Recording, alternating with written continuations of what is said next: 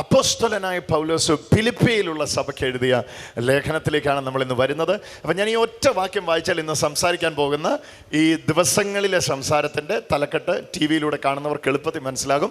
ഫിലിപ്പിയർക്ക് എഴുതിയ ലേഖനത്തിൻ്റെ 2-ാമത്തെ അധ്യായത്തിൻ്റെ 5-ാമത്തെ വാക്യം ദയവായിട്ട് ശ്രദ്ധിക്കുക. യേശു ക്രിസ്തുവിലുള്ള ഭാവം തന്നെ. ഒന്ന് വായിച്ചു വെച്ച വാക്യം. ക്രിസ്തുയേശുവിലുള്ള ഭാവം തന്നെ നിങ്ങളിലും ഉണ്ടായിരിക്കട്ടെ. ഒന്ന് ചേർന്നൊന്ന് കരമുയർത്തി എന്നോട് ചേർന്ന വാക്യം ഒന്ന് പറയാമോ? യേശു ക്രിസ്തുവിലുള്ള ഭാവം തന്നെ നിങ്ങളിലും ഉണ്ടായിരിക്കട്ടെ. ഹല്ലേലൂയ. യേശുവിന്റെ അതേ ഭാവം നിങ്ങളിലും ഉണ്ടാകട്ടെ. അടുത്തിരിക്കുന്ന ആൾക്കൊന്ന് കരം കൊടുത്തൊന്ന് പറഞ്ഞ് ഈ മെസ്സേജിലേക്ക് നമുക്ക് പ്രവേശിക്കാം. യേശുവിൻ്റെ അതേ ഭാവം കൊണ്ട് നമ്മെ നിറയ്ക്കട്ടെ. യേശുവിൻ്റെ അതേ ഭാവം കൊണ്ട് നമ്മെ നിറയ്ക്കട്ടെ. ഒന്നുകൂടെ ചേർന്ന് പറഞ്ഞു. യേശുവിൻ്റെ ഭാവം എന്നുള്ളത് മലയാളത്തിൽ ഭാവം എന്ന ആശയമാണെങ്കിൽ ഇംഗ്ലീഷിൽ നിങ്ങൾ നോക്കിയാൽ അറിയാം, മൈൻഡാണ്, മനസ്സാണ്. മനസ്സിൻ്റെ പ്രതിഫലനമാണ് ഭാവമായിട്ട് നമ്മൾ കാണുന്നത്. എന്നാൽ ഇവിടെ ഉപയോഗിച്ചിരിക്കുന്നത് മനസ്സാണ്. യേശുവിൻ്റെ അതേ മനസ്സ് നിങ്ങൾക്കുണ്ടാകട്ടെ. ഇപ്പോൾ കുറച്ചുകൂടി അത് തുറന്ന് കിട്ടിയെന്ന് തോന്നുന്നു അല്ലേ? ഭാവം എന്ന് പറയുന്നത് മനസ്സിൻ്റെ എക്സ്പ്രഷനാണ്. നമ്മൾ ആ ഭാവം കണ്ടിട്ട് പറയുന്നത് അത് ഇന്ന ഭാവമാണെന്ന് നമ്മൾ പറയുമല്ലേ? കരയാനുള്ള ഭാവമാണെന്ന് തോന്നുന്നു, ചിരിയുടെ ഭാവമാണെന്ന് തോന്നുന്നു. ഭാവമല്ല, അവിടെ ഉപയോഗിച്ചിരിക്കുന്ന പദം മൈൻഡാണ്, മനസ്സാണ്. യേശുവിൻ്റെ അതേ മനസ്സ് നിങ്ങൾക്കുണ്ടാകട്ടെ. ഒന്നുകൂടെ ചേർന്ന് പറഞ്ഞു. യേശുവിൻ്റെ അതേ മനസ്സ് നിങ്ങൾക്കുണ്ടാകട്ടെ. അപ്പോൾ ഇവിടെ ഞാൻ ഇതാണ് സംസാരിക്കാൻ പോകുന്നതെന്ന് പറഞ്ഞല്ലോ. അപ്പോൾ യേശുവിൻ്റെ മനസ്സ് എന്നുള്ളത് സംസാരിക്കാൻ പോകുന്നതെന്ന് പറയുമ്പോൾ തന്നെ ഇത് ഒരു വാക്യം കൂടെ ഇവിടെ ഒന്ന് വായിച്ചാൽ ആ ഭാവത്തിൻ്റെ അല്ലെങ്കിൽ ആ മനസ്സിൻ്റെ ആഴം നിങ്ങൾക്ക് മനസ്സിലാകുകയുള്ളൂ. 2-ാമത്തെ വാക്യമാണ്, നിങ്ങൾ ഏക മനസ്സുള്ളവരായി. അപ്പോൾ ഈ ഏക മനസ്സെന്ന് പറയുന്നത് പലർക്ക് ഉണ്ടാകുന്ന, നിങ്ങൾ എന്ന പ്രയോഗം ശ്രദ്ധിച്ചേ. നീ എന്നല്ല, നിങ്ങൾ എന്നുള്ളത് ബഹുവചനം, പ്ലൂറൽ ഫോമാണ് ഇവിടെ ഉപയോഗിച്ചിരിക്കുന്നത്. ബഹുവചന പ്രയോഗമാണ്. നിങ്ങളാണ്, പക്ഷെ മനസ്സൊന്നാണ്. ശ്രദ്ധിച്ചു നോക്കിയ ആ വാക്ക്. നിങ്ങൾ പല മനസ്സുള്ളവരായി എന്നല്ല, നിങ്ങൾ ഏക മനസ്സുള്ളവരായി. ചേർന്നൊന്ന് പറഞ്ഞേ. നിങ്ങൾ ഏക മനസ്സുള്ളവരായി, ഏക സ്നേഹം പൂണ്ട് ഐക്യമത്യപ്പെട്ട് ഏകഭാവമുള്ളവരായി ഇങ്ങനെ എന്റെ സന്തോഷം പൂർണ്ണമാക്കി. അപ്പോൾ ഇവിടെ 3 കാര്യം ഇതിനോട് മുഖവരയായിട്ട് ഞാൻ പറയാം. ഒന്ന്, ഏറ്റവും ആദ്യം നമ്മൾ കണ്ടു, നിങ്ങൾക്ക് ഏക മനസ്സുണ്ടാകണം എന്ന് പറഞ്ഞാൽ മനസ്സിൻ്റെ ഐക്യത എല്ലാവർക്കും ഉണ്ടാകണം. എല്ലാവർക്കും ഒരേ മനസ്സുണ്ടാകണം. ഇവിടെ 1000 പേര് കൂടി വരുന്നുണ്ടെങ്കിൽ 1000 പേർക്ക് ഒരു മനസ്സുണ്ടാകണം. ഫിലിപ്പിയിൽ 1 കോടി ആൾക്കാർ കൂടി വരുന്നുണ്ടെങ്കിൽ ഫിലിപ്പിയിൽ കൂടി വരുന്ന 1 കോടി ആൾക്കാർക്കും ഒരു മനസ്സുണ്ടാകണം. അതെങ്ങനെയാ? എല്ലാവരുടെയും മനസ്സ് വ്യത്യസ്തമല്ലേ? ചിലർക്ക് ചില കാര്യങ്ങൾക്ക് മനസ്സുണ്ട്, പക്ഷേ ചില കാര്യങ്ങൾക്ക് മനസ്സില്ല. പിന്നെ എങ്ങനെയാണ് ഏക മനസ്സുള്ളവരായി മാറുന്നത്? ഈ പല മനസ്സുകളുള്ളവരെല്ലാവരും കൂടെ ഒരു മനസ്സിലേക്ക് വരുമ്പോഴാണ് ഏക മനസ്സുള്ളവരായി മാറുന്നത്. ആ പല മനസ്സുള്ളവരെല്ലാം കൂടെ, പല ഭാവമുള്ളവരെല്ലാവരും കൂടെ ഒരു ഭാവത്തിലേക്ക് വരുമ്പോഴാണ് ഏക ഭാവമുള്ളവരായി മാറുന്നത്. ആ വരേണ്ടിയ ഭാവമാണ് നമ്മളിവിടെ വായിച്ചത്, യേശു ക്രിസ്തുവിൻ്റെ ഭാവം, യേശുവിൻ്റെ മനസ്സ്. പല മനസ്സുള്ളവരെല്ലാവരും കൂടെ യേശുവിൻ്റെ മനസ്സിലേക്ക് വരുന്ന കാര്യമാണ് ഇവിടെ പറഞ്ഞിരിക്കുന്നത്. എത്ര പേർക്ക് മനസ്സിലാകുന്നു? ഹല്ലേലൂയ. എന്നാൽ യേശുവിൻ്റെ മനസ്സിലേക്ക് വന്നാൽ എന്താണ് ഗുണമെന്നും കൂടെ അവിടെ തന്നെ പറയുന്നുണ്ട്. ഇങ്ങനെ വന്നാൽ എൻ്റെ സന്തോഷം പൂർണ്ണമാകും. ഒന്ന്, എഴുതുന്നവർ പെട്ടെന്ന് എഴുതിക്കോണം. നിങ്ങൾ ഏക മനസ്സുള്ളവരാകണമെങ്കിൽ ബഹുമനസ്സുകളിൽ നിന്ന് യേശുവിൻ്റെ ഏക മനസ്സിലേക്ക് വരണം. ഫിലിപ്പിയിലുള്ള എല്ലാവർക്കും ഇത് സംഭവിക്കണമെന്ന് അപ്പോസ്തലൻ ആഗ്രഹിക്കുകയാണ്. എന്നിട്ട് അങ്ങനെ നിങ്ങൾ വന്നു കഴിഞ്ഞാൽ, നിങ്ങൾ യേശുവിൻ്റെ മനസ്സുള്ളവരായി കഴിഞ്ഞാൽ, പിന്നെ അതിൻ്റെ വലിയ ഗുണമാണ് 3-ാമത്തെ വാക്യം കാണുന്നത്. ശാഠ്യത്താലോ ദുരഭിമാനത്താലോ ഒന്നും ചെയ്യാതെ താഴ്മയോടെ ഓരോരുത്തൻ മറ്റുള്ളവനെ തന്നെക്കാൾ ശ്രേഷ്ഠൻ എന്ന് എണ്ണിക്കൊള്ളുവിൻ. അപ്പൊ ഇത് ഈ മേളി പറഞ്ഞതിനകത്തുള്ളതാ. ഏതിൻ്റെ അകത്തുള്ളതാ? ഏക മനസ്സുള്ളവരാവുക അല്ലെങ്കിൽ യേശുവിൻ്റെ മനസ്സുള്ളവരാവുക എന്നുള്ളതിനകത്തുള്ളതാ. എന്ത്? ശാഠ്യത്താൽ ചെയ്യുന്ന പരിപാടി ഏക മനസ്സിനകത്തില്ല. ദുരഭിമാനത്താൽ ചെയ്യുന്ന പരിപാടി പരിപാടി ഏക മനസ്സിലില്ല. നിങ്ങൾ ആ വാക്യം ഒന്നുകൂടെ വായിച്ചു. ശാഠ്യത്താലോ ദുരഭിമാനത്താലോ ഒന്നും ചെയ്യാതെ താഴ്മയോടെ ഓരോരുത്തൻ മറ്റുള്ളവനെ തന്നെക്കാൾ ശ്രേഷ്ഠനെന്ന് എണ്ണിക്കൊള്ളുവീൻ. ഒരുവനെ മറ്റുള്ളവനേക്കാൾ ശ്രേഷ്ഠനെന്നെണ്ണുക, ഓരോരുത്തൻ മറ്റവനെ ശ്രേഷ്ഠനെന്നെണ്ണുക. ഇത് സ്വയത്തിൽ എനിക്കും നിങ്ങൾക്കും പറ്റുകയില്ല. പറ്റുമെന്ന് ആരെങ്കിലും അവകാശപ്പെട്ടാലും പറ്റത്തില്ല. ഇത് പറ്റണമെങ്കിൽ നിങ്ങൾക്കൊരാളുടെ മനസ്സ് കിട്ടണം. ഒന്ന് ചേർന്നൊന്ന് കരമടിച്ചൊന്ന് സ്തോത്രം ചെയ്ത്. നിങ്ങൾക്കൊരാളുടെ മനസ്സ് കിട്ടണം. ഒരാളുടെ മനസ്സ് കിട്ടാതെ നിങ്ങളെ കൊണ്ട്, ഹല്ലേലൂയാ, ഒന്ന് പറഞ്ഞ്, എന്നെയും കൊണ്ട് മറ്റുള്ളവരെ ശ്രേഷ്ഠനെന്ന് എണ്ണാൻ പറ്റിയ ദുരഭിമാനം ഒഴിഞ്ഞുള്ള ജീവിതം നിങ്ങൾക്ക് തുടങ്ങണോ? ദുരഭിമാനം എന്നുള്ള പദം ഞാനത് എടുത്ത് വിശദീകരിക്കാം. ദുരഭിമാനം എന്നുള്ള പദം ഞാൻ എടുത്ത് വിശദീകരിക്കുമ്പം അതിൻ്റെ ആഴം നിങ്ങൾക്ക് മനസ്സിലാകും. ദുരഭിമാനമില്ലാത്ത ജീവിതം നിങ്ങൾക്ക് തുടങ്ങണോ? നിങ്ങൾക്ക് യേശുവിൻ്റെ മനസ്സ് കിട്ടണം. ഒന്ന് ചേർന്ന് പറഞ്ഞു, യേശുവിൻ്റെ മനസ്സ് കിട്ടണം. യേശുവിൻ്റെ മനസ്സിനകത്ത് ദുരഭിമാനമില്ല, ശാഠ്യത്തിൽ ചെയ്യുന്ന പരിപാടിയില്ല, മറ്റുള്ളവനെ തന്നെക്കാൾ ശ്രേഷ്ഠനെന്നെണ്ണുന്ന പരിപാടിയേ ഉള്ളൂ. ആ വാക്യം ഒന്നുകൂടെ വേണമെങ്കിൽ വായിച്ചോ. ഓരോരുത്തൻ മറ്റുള്ളവനെ ശ്രേഷ്ഠനെന്നെണ്ണിക്കൊള്ളുവീൻ. ഒരുത്തൻ സ്വന്തം ഗുണമല്ല. 4-ാമത്തെ വാക്യം. ഓരോരുത്തൻ സ്വന്തം ഗുണമല്ല, മറ്റുള്ളവന്റെ ഗുണവും കൂടെ നോക്കണം. മറ്റുള്ളവന്റെ ഗുണവും കൂടെ നോക്കണം. സ്വന്തം ഗുണമല്ല, മറ്റുള്ളവന്റെ ഗുണം. അപ്പൊ ഇതെല്ലാം യേശുവിന്റെ മനസ്സിന്റെ സ്വഭാവമാണ്. എന്തൊക്കെയാ യേശുവിന്റെ മനസ്സിന്റെ ഒന്നാമത്തെ സ്വഭാവം? യേശുവിന്റെ മനസ്സിൽ യേശു ശാഠ്യത്താൽ ഒന്നും ചെയ്യുന്നില്ല. 2, ദുരഭിമാനത്താൽ യേശു ഒന്നും ചെയ്യുന്നില്ല. 3, താഴ്മ യേശുവിന്റെ മനസ്സിന്റെ പ്രകൃതിയാണ്, സ്വഭാവമാണ്. യേശുവിന്റെ മനസ്സിനകത്ത് തന്നെ ആ താഴ്മയുണ്ട്. യേശു താഴ്മയുള്ളവനാകാൻ ശ്രമിക്കുന്നില്ല, അവിടുന്ന് താഴ്മയുള്ളവനാണ്. പിന്നെ താഴേക്ക് വായിക്കുമ്പം സ്വന്തം ഗുണം മാത്രമല്ല, മറ്റുള്ളവൻ്റെ ഗുണവും കൂടെ നോക്കുന്നതാണ് യേശുവിൻ്റെ മനസ്സിൻ്റെ സ്വഭാവം. അപ്പം ഇത്രയും ഗുണങ്ങളുള്ള മനസ്സാണ് നിങ്ങൾക്കുണ്ടാകട്ടെ എന്ന് പറഞ്ഞിരിക്കുന്നത്. ഒരു ഹല്ലേലൂയ പറഞ്ഞേ. അപ്പം ഈ പറഞ്ഞ വീഴ്ച എനിക്ക് നിങ്ങൾക്കും എല്ലാം ഉണ്ട്. നിങ്ങളെന്നല്ല ഞാൻ പറഞ്ഞു, എനിക്കും നിങ്ങൾക്കും എല്ലാം ഉണ്ട്. എന്താണ്? ശാഠ്യത്താൽ ചെയ്യുന്നതുണ്ട്. ദുരഭിമാനം, അത് ഇച്ചിരി കൂടുതലാണെന്ന് എനിക്ക് തോന്നാറുണ്ട്. ദുരഭിമാനത്താൽ ചെയ്യുന്നത്, നമ്മൾ വലിയ അഭിമാനം വെക്കാൻ വേണ്ടി, അല്ലെങ്കിൽ നമ്മൾ വലിയ അഭിമാനം പരിഗണിച്ച് ചെയ്യുന്ന കുറേ കാര്യങ്ങൾ, ദുരഭിമാനത്താൽ ചെയ്യുന്ന കാര്യങ്ങൾ. അതുപോലെ തന്നെ മറ്റുള്ളവൻ്റെ കുഴി വെട്ടിയാലും കുഴപ്പമില്ല, ഇതെനിക്ക് കിട്ടണം എന്ന രീതിയിൽ ചെയ്യുന്ന കാര്യങ്ങൾ, അതല്ല ഇവിടെ വിശദീകരിക്കുന്നത്. സ്വന്തം ഗുണമല്ല, മറ്റുള്ളവൻ്റെ ഗുണം കൂടെ നോക്കണം. എന്നിട്ട് 5-ാമത്തെ വാക്യം നോക്കി, ക്രിസ്തുയേശുവിലുള്ള ഭാവം തന്നെ നിങ്ങളിൽ ഉണ്ടായിരിക്കട്ടെ. കരമടിച്ചൊന്ന് യേശുവിന് ആരാധന കൊടുത്ത്. അപ്പം ഞാൻ ഈ സംസാരിക്കാൻ പോകുന്ന ഇത്രയൊരു മുഖവര പറഞ്ഞപ്പോൾ നിങ്ങൾക്ക് മനസ്സിലായി കഴിഞ്ഞു, ഇതൊരു ബൃഹത്തായ വിഷയമാണ്. ഒരു ജീവിതത്തെ മാറ്റിമറിക്കുന്ന ആലോചനയാണ് കേൾക്കാൻ പോകുന്നത്. നിങ്ങളിലൊരു നല്ല വ്യക്തിത്വം പുറത്തു വരുന്ന കാര്യമാണ് കേൾക്കാൻ പോകുന്നത്. തയ്യാറാണെങ്കിൽ ഒന്ന് കരമടിച്ചൊന്ന് കർത്താവിന് സ്തോത്രം ചെയ്തുകൊണ്ട് നമുക്ക് ഈ ആലോചനയിലേക്ക് വീണ്ടും പ്രവേശിക്കാം. അതിൻ്റെ വലിയ ഡെപ്ത് നമുക്കിന്ന് തുറന്നു കിട്ടണം. ഒരു ഹല്ലേലൂയയോടെ പറഞ്ഞേ. യേശുവേ നന്ദി എന്നൊന്ന് പറഞ്ഞേ. കർത്താവേ ആരാധന എന്നൊന്ന് പറഞ്ഞേ. യേശുവേ സ്തുതി എന്നൊന്ന് പറഞ്ഞേ. ഹല്ലേലൂയ. ക്രിസ്തുവിൽ പ്രിയരെ, എന്താണ് ഇവിടെ പറയുന്നത്? ഇതെല്ലാവരും ഈ വാക്യമൊക്കെ വായിക്കാറൊക്കെ ഉണ്ട്. പക്ഷെ നമ്മുടെ വിഷയം അതാത് സമയങ്ങളിൽ ഈ സ്വഭാവം ഒന്നും പുറത്തു വരുന്നില്ല എന്നുള്ളതാണ്. ബേസിക്കലി നമുക്ക് ബൈബിൾ കിട്ടിയിട്ട് എത്രയോ നൂറ്റാണ്ടുകളായി. ഈ നൂറ്റാണ്ടുകൾ മുഴുവൻ നമ്മുടെ കയ്യിൽ ഈ പുസ്തകമുണ്ട്. ഈ പുസ്തകത്തിൽ ഇതൊക്കെ ഉണ്ടെന്ന് നമുക്കറിയാം. പക്ഷേ എൻ്റെ ബ്രദറെ, ദുരഭിമാനത്താൽ ഒന്നും ചെയ്യണ്ടെന്ന താല്പര്യം, പക്ഷേ അറിയാതെ ദുരഭിമാനം അങ്ങ് എഴുന്നേറ്റ് വരിക. മറ്റുള്ളവൻ്റെ ഗുണം കൂടെ നോക്കണമെന്ന താല്പര്യം, പക്ഷെ ഞാനങ്ങ് സെൽഫിഷായി പോവുക. മിക്കവാറും ആൾക്കാർ പറയാറുള്ള വാക്കുകളാണ് ഞാൻ ഈ പറയുന്നതെല്ലാം. അത് നിങ്ങൾക്കും പ്രായോഗികമാണെന്ന് ഞാൻ ചിന്തിക്കുന്നു. അപ്പോൾ ഇന്ന് നമ്മൾ കേട്ടുകൊണ്ടിരിക്കുന്ന ആലോചന തികച്ചും പ്രായോഗികമായ ജീവിതത്തിൽ നിങ്ങൾക്ക് അനുവർത്തിക്കാൻ കഴിയുന്ന കാര്യങ്ങളാണ്. ഒരു പ്രാക്ടിക്കൽ സെർമണാണ് കേൾക്കാൻ പോകുന്നത്. ഒരു പ്രായോഗിക പ്രസംഗമാണ് കേൾക്കാൻ പോകുന്നത്. ഒന്നുകൂടെ കർത്താവിനൊന്ന് സ്തോത്രം ചെയ്തേ. ഹല്ലേലൂയ. ഓക്കെ, ഇത്രയും കാര്യങ്ങൾ പറഞ്ഞത് നമ്മളോട് ചെയ്യാൻ വേണ്ടിയാണ്. നിങ്ങൾ ഏക മനസ്സുള്ളവരാകണം, നിങ്ങൾ ഐക്യത പൂണ്ടവരാകണം, നിങ്ങൾ ഏകഭാവമുള്ളവരാകണം, നിങ്ങൾ ഇങ്ങനെ എൻ്റെ സന്തോഷം പൂർണ്ണമാക്കണം. ശാഠ്യത്താലോ ദുരഭിമാനത്താലോ നിങ്ങളൊന്നും ചെയ്യല്ലേ. താഴ്മയോടെ ഓരോരുത്തൻ മറ്റുള്ളവനേക്കാൾ ശ്രേഷ്ഠനെന്ന് എണ്ണണം. ഇതെല്ലാം നിങ്ങളോട് പറയുക, ചെയ്യണം, അങ്ങനെ ചെയ്യണം, അങ്ങനെ ചെയ്യണം, അങ്ങനെ ചെയ്യണം, അങ്ങനെ ചെയ്യണം, അങ്ങനെ ചെയ്യണം. അപ്പോൾ ഇവിടെയെല്ലാം നമ്മൾ കാണുന്നത് ഇങ്ങനെയൊക്കെ ചെയ്താലേ എന്ന് പറഞ്ഞാൽ ഇങ്ങനെയൊക്കെ ആകാൻ വേണ്ടി നമ്മൾ എന്തൊക്കെയോ ചെയ്യണം എന്നുള്ള ഒരു കാഴ്ചപ്പാടിലാണ് ഈ വാക്യത്തെ കാണുന്നതും സാധാരണ രീതിയിൽ വ്യാഖ്യാനിക്കുന്നതും. പക്ഷേ ഇതിൻ്റെ യഥാർത്ഥ ആഴം നിങ്ങൾക്ക് തുറക്കണമെങ്കിൽ തൊട്ട് താഴെയുള്ള വാക്യങ്ങളിലോട്ടും കൂടെ വരണം.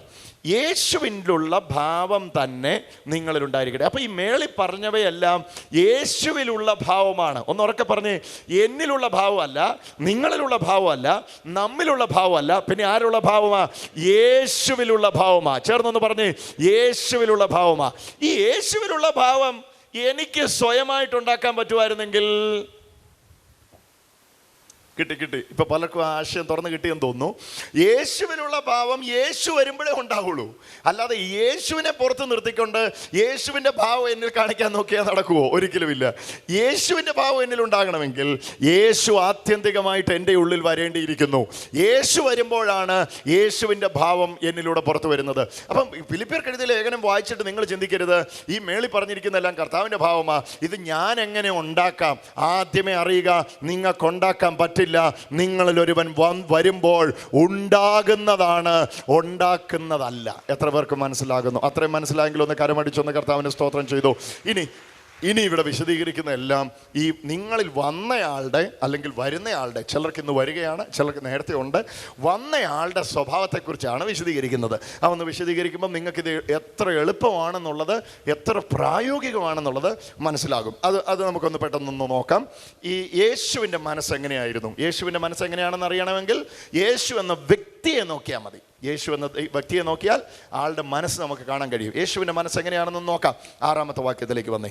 അവൻ ദൈവരൂപത്തിലിരിക്കെ, യേശു ദൈവരൂപത്തിലിരിക്കെ, ആണോ യേശുവിൻ്റെ ഇത് നല്ലതായിട്ട് ശ്രദ്ധിക്കണം, എന്നാലും നിങ്ങൾക്ക് ആശയം മനസ്സിലാകുള്ളൂ.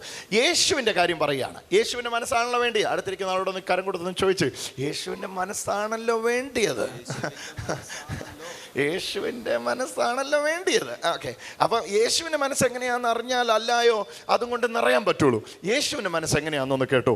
ദൈവരൂപത്തിലിരിക്കെ, യേശു ദൈവരൂപത്തിലിരിക്കെ ദൈവത്തോടുള്ള സമത്വം. അപ്പൊ അവിടെ ഈ ദൈവരൂപത്തിലിരിക്കെ എന്നുള്ള ആശയമാണ് ആദ്യം ഞാൻ തൊടുന്നത്. He was equal with God. Equality ആയിരുന്നു. ദൈവമായിട്ട് യേശുവിന് ഒരു വ്യത്യസ്തതയില്ലായിരുന്നു. താനീ ദൈവമായിരുന്നു അവിടുന്ന്. ഹല്ലേലൂയ. ദൈവം എന്തായിരുന്നു അതായിരുന്നു യേശു എന്ന് പറഞ്ഞാൽ അത്യുന്നതനായ ദൈവം. മനുഷ്യനെ എത്തിപ്പിടിക്കാൻ കഴിയാത്ത ഉയരത്തിൽ നിൽക്കുന്ന അത്യുന്നതനായ ദൈവം എങ്ങനെയായിരുന്നോ അതുപോലെ തന്നെയായിരുന്നു യേശു ക്രിസ്തു. കരമടിച്ചൊന്ന് യേശുവിന് ആരാധന കൊടുത്തേ. എന്നിട്ട് ഇയാൾ എന്ത് ചെയ്തു? ഈ അങ്ങനെ ആയിരുന്ന ആൾ എന്ത് ചെയ്തു? അതൊന്ന് വായിച്ച്. ദൈവരൂപത്തിലിരിക്കെ ദൈവത്തോടുള്ള സമത്വം. അപ്പം ഇവിടെ നിങ്ങൾ ശ്രദ്ധിക്കണം. ഇവിടെ ഒരു ഗ്രാഫ് ഞാൻ വരയ്ക്കാൻ പോവാണ്. ആ ഗ്രാഫ് വരച്ച് കാണുമ്പോൾ നിങ്ങൾക്ക് നല്ലതായിട്ട് മനസ്സിലാകും. ശ്രദ്ധിച്ച് കേട്ടോണം. ദൈവരൂപത്തിലിരിക്കെ, ഏറ്റവും മേളിൽ ഇരിക്കെ എന്ന് പറഞ്ഞാൽ അതിൻ്റെ മേളിലൊന്നും ഇല്ല. Most high, not high, most high. അത്യുന്നതൻ. അതിൻ്റെ മേളിലൊന്നുമില്ല. അതിൻ്റെ മേളിൽ എന്തെങ്കിലും ഉണ്ടെങ്കിൽ അത്യുന്നതൻ എന്ന് പറയില്ല. ഏറ്റവും മേളിലിരുന്ന ആള്, ഏറ്റവും വലിയ ആള്. ഇനി അതിന്റെ വിശദീകരണം താഴേക്ക് പറയാ. ദൈവത്തോടുള്ള സമത്വം മുറുകെ പിടിക്കാതെ പിടിച്ചുകൊള്ളണമെന്ന് വിചാരിക്കാതെ ദാസരൂപം എടുത്തു. നോക്കി, ഏറ്റവും മേളിലിരുന്ന ആള് ഏറ്റവും താഴെ വന്നു. ദാസരൂപം. ഇത് രണ്ടും കൂടെ ഒന്ന് ചേർത്തൊന്ന് വെച്ച് നോക്കിയ പ്രിയരെ. അത്യുന്നതനായ ദൈവം, ദാസൻ. അയ്യോ, എത്ര ദൈർഘ്യം, എത്ര ദൂരം അത് തമ്മിലുണ്ടെന്ന് നിങ്ങൾക്ക് ഊഹിക്കാൻ കഴിയുന്നേ ഉള്ളൂ. അല്ലേ? ഒന്ന് ശ്രദ്ധിച്ചു കേട്ട്. അത്യുന്നതനായ ദൈവം ഇവിടെ കിടക്കുന്നു. യജമാനന്റെ കൽപ്പന അനുസരിക്കാൻ കയ്യും കുപ്പി നിൽക്കുന്ന ഒരു അടിയാൻ, ഒരു ദാസൻ, ഒരു സാധാരണ ഒരു മനുഷ്യൻ എവിടെ കിടക്കുന്നു. അപ്പൊ ഇവിടെയാണ് യേശുവിന്റെ മനസ്സിനെ നിങ്ങൾ കാണേണ്ടിയത്. ഒരു ഹല്ലേലൂയ പറഞ്ഞേ. നോക്കിയേ, ഏറ്റവും മേളിലിരുന്ന യേശു ഏറ്റവും താഴെ അത്യുന്നതനായ ദൈവം, സർവശക്തനായ ദൈവം. നോക്കി ഒന്നുകൂടെ വായിച്ചോ അത്. യേശു ദൈവരൂപത്തിലിരിക്കുക ദൈവത്തോടുള്ള സമത്വം മുറുക്ക പിടിച്ചുകൊള്ളണമെന്ന് വിചാരിക്കാതെ ദാസരൂപം എടുത്തു. വളരെ പ്രധാനപ്പെട്ട ഒരു ആശയമാണ് ഇത്. നിങ്ങൾക്ക് ഇന്നത്തെ പ്രസംഗം മിസ്സായാൽ അതൊരു വലിയ മിസ്സിംഗ് ആണ് എന്ന് ഇത് മുഴുവൻ കേട്ട് കഴിയുമ്പോൾ നിങ്ങൾക്ക് മനസ്സിലാവും. ഏറ്റവും ഉയരത്തിലിരുന്നയാള് ഏറ്റവും താഴേക്ക് ദാസരൂപം എടുത്തു. ഇവിടെയാണ് രണ്ട് കാര്യം ശ്രദ്ധിക്കേണ്ടത്. ഒന്നാമത്തെ കാര്യം ദയവായി ശ്രദ്ധിക്കുക. എനിക്കും നിങ്ങൾക്കും ഒക്കെ ഉള്ള ഒരു പ്രകൃതി, ഒരു സ്വഭാവം എന്നാണെന്നറിയാം. ഒരു ലെവലിൽ എത്തിക്കഴിഞ്ഞാൽ താഴേക്ക് വരാൻ പറ്റില്ല. നമ്മുടെ എല്ലാവരുടെയും ഒരു സ്വഭാവം അത്. ഞാൻ ഒരു ഉദാഹരണം പറയാം. നല്ല കൊള്ളാത്ത, വലിയ ഗുണമില്ലാത്ത, ഞാൻ നാടൻ വാക്കങ്ങ് പറയും, വലിയ ഗുണമൊന്നും ഇല്ലാത്ത ഷർട്ട് ഇടുന്ന ആളുടെ സ്വപ്നമാണ് എന്നേലും എനിക്കൊരു നല്ല ഷർട്ട് ഇടണം. ഓക്കെ. സൈക്കിളിൽ വരുന്ന ആളുടെ സ്വപ്നമാണ് എനിക്ക് എന്നേലും ഒരു ബൈക്കിൽ വരാൻ പറ്റണം. ബൈക്കിൽ വരുന്ന ആളുടെ സ്വപ്നമാണ് എനിക്ക് എന്നേലും ഒരു ഒരു ഒരു ഒരു കൊച്ചു കാറയിലേലും ഒന്ന് വരാൻ പറ്റണം. ഇനിയും അതിൻ്റെ കാറേ വരുന്നയാളുടെ സ്വപ്നമാണ്, ഈ ഗീറും എല്ലാം മാറി മാറി മടുത്തു, എനിക്ക് ഇച്ചിരി നല്ല വിലയുള്ള ഒരു കാറയിൽ വരാൻ പറ്റണം. എന്നാൽ സ്വപ്നങ്ങൾക്ക് വല്ല അന്തമുണ്ടോ? കാറേ വന്നു, വലിയ കാറേ വന്നു കഴിയുമ്പോൾ പറയുകയാണ് മേളിലോട്ട് നോക്കിയിട്ട്, എനിക്കെന്നാ ഇതുപോലൊന്ന് പറക്കാൻ പറ്റുന്നേ. അപ്പം ഞാൻ പറഞ്ഞത്, മനുഷ്യൻ്റെ ആ സ്കെയിൽ നോക്കി. നടന്ന മനുഷ്യന് സൈക്കിള് കിട്ടിയപ്പം എന്നാൽ സൈക്കിൾ മതി, ഓക്കെ. സൈക്കിള് കിട്ടിയപ്പോൾ മനുഷ്യൻ പറയാം പോരാ പോരാ പോരാ പോരാ പോരാ, എനിക്കൊരു ബൈക്ക് കിട്ടിയാൽ കൊള്ളാം. ബൈക്ക് കിട്ടിയപ്പോൾ എന്നാൽ ബൈക്ക് കിട്ടിയല്ലോ, പോരാ, അടുത്തത് വേണം. ഞാൻ പറഞ്ഞത്, ഒരു മനുഷ്യൻ പോലും മേളിന്ന് താഴോട്ട് ആഗ്രഹിക്കുന്നില്ല. എല്ലാ മനുഷ്യനും താഴേന്ന് മേളിലോട്ട് ആഗ്രഹിക്കുന്നേ. പക്ഷെ ഇവിടെ നേരെ തിരിച്ചാ, ഇവിടെ മേളിന്ന് താഴോട്ടാ വന്നേ. ഗ്രഹിച്ചവർക്കായി ഞാൻ ദൈവത്തെ സ്തോത്രം ചെയ്യുന്നു. അപ്പം നിങ്ങൾക്ക് മനസ്സിലായല്ലോ, ഇത് വേറെന്തോ തലമായത്, ഇത് വേറെന്തോ മനസ്സായത്, ഇത് സാധാരണ മനസ്സല്ല.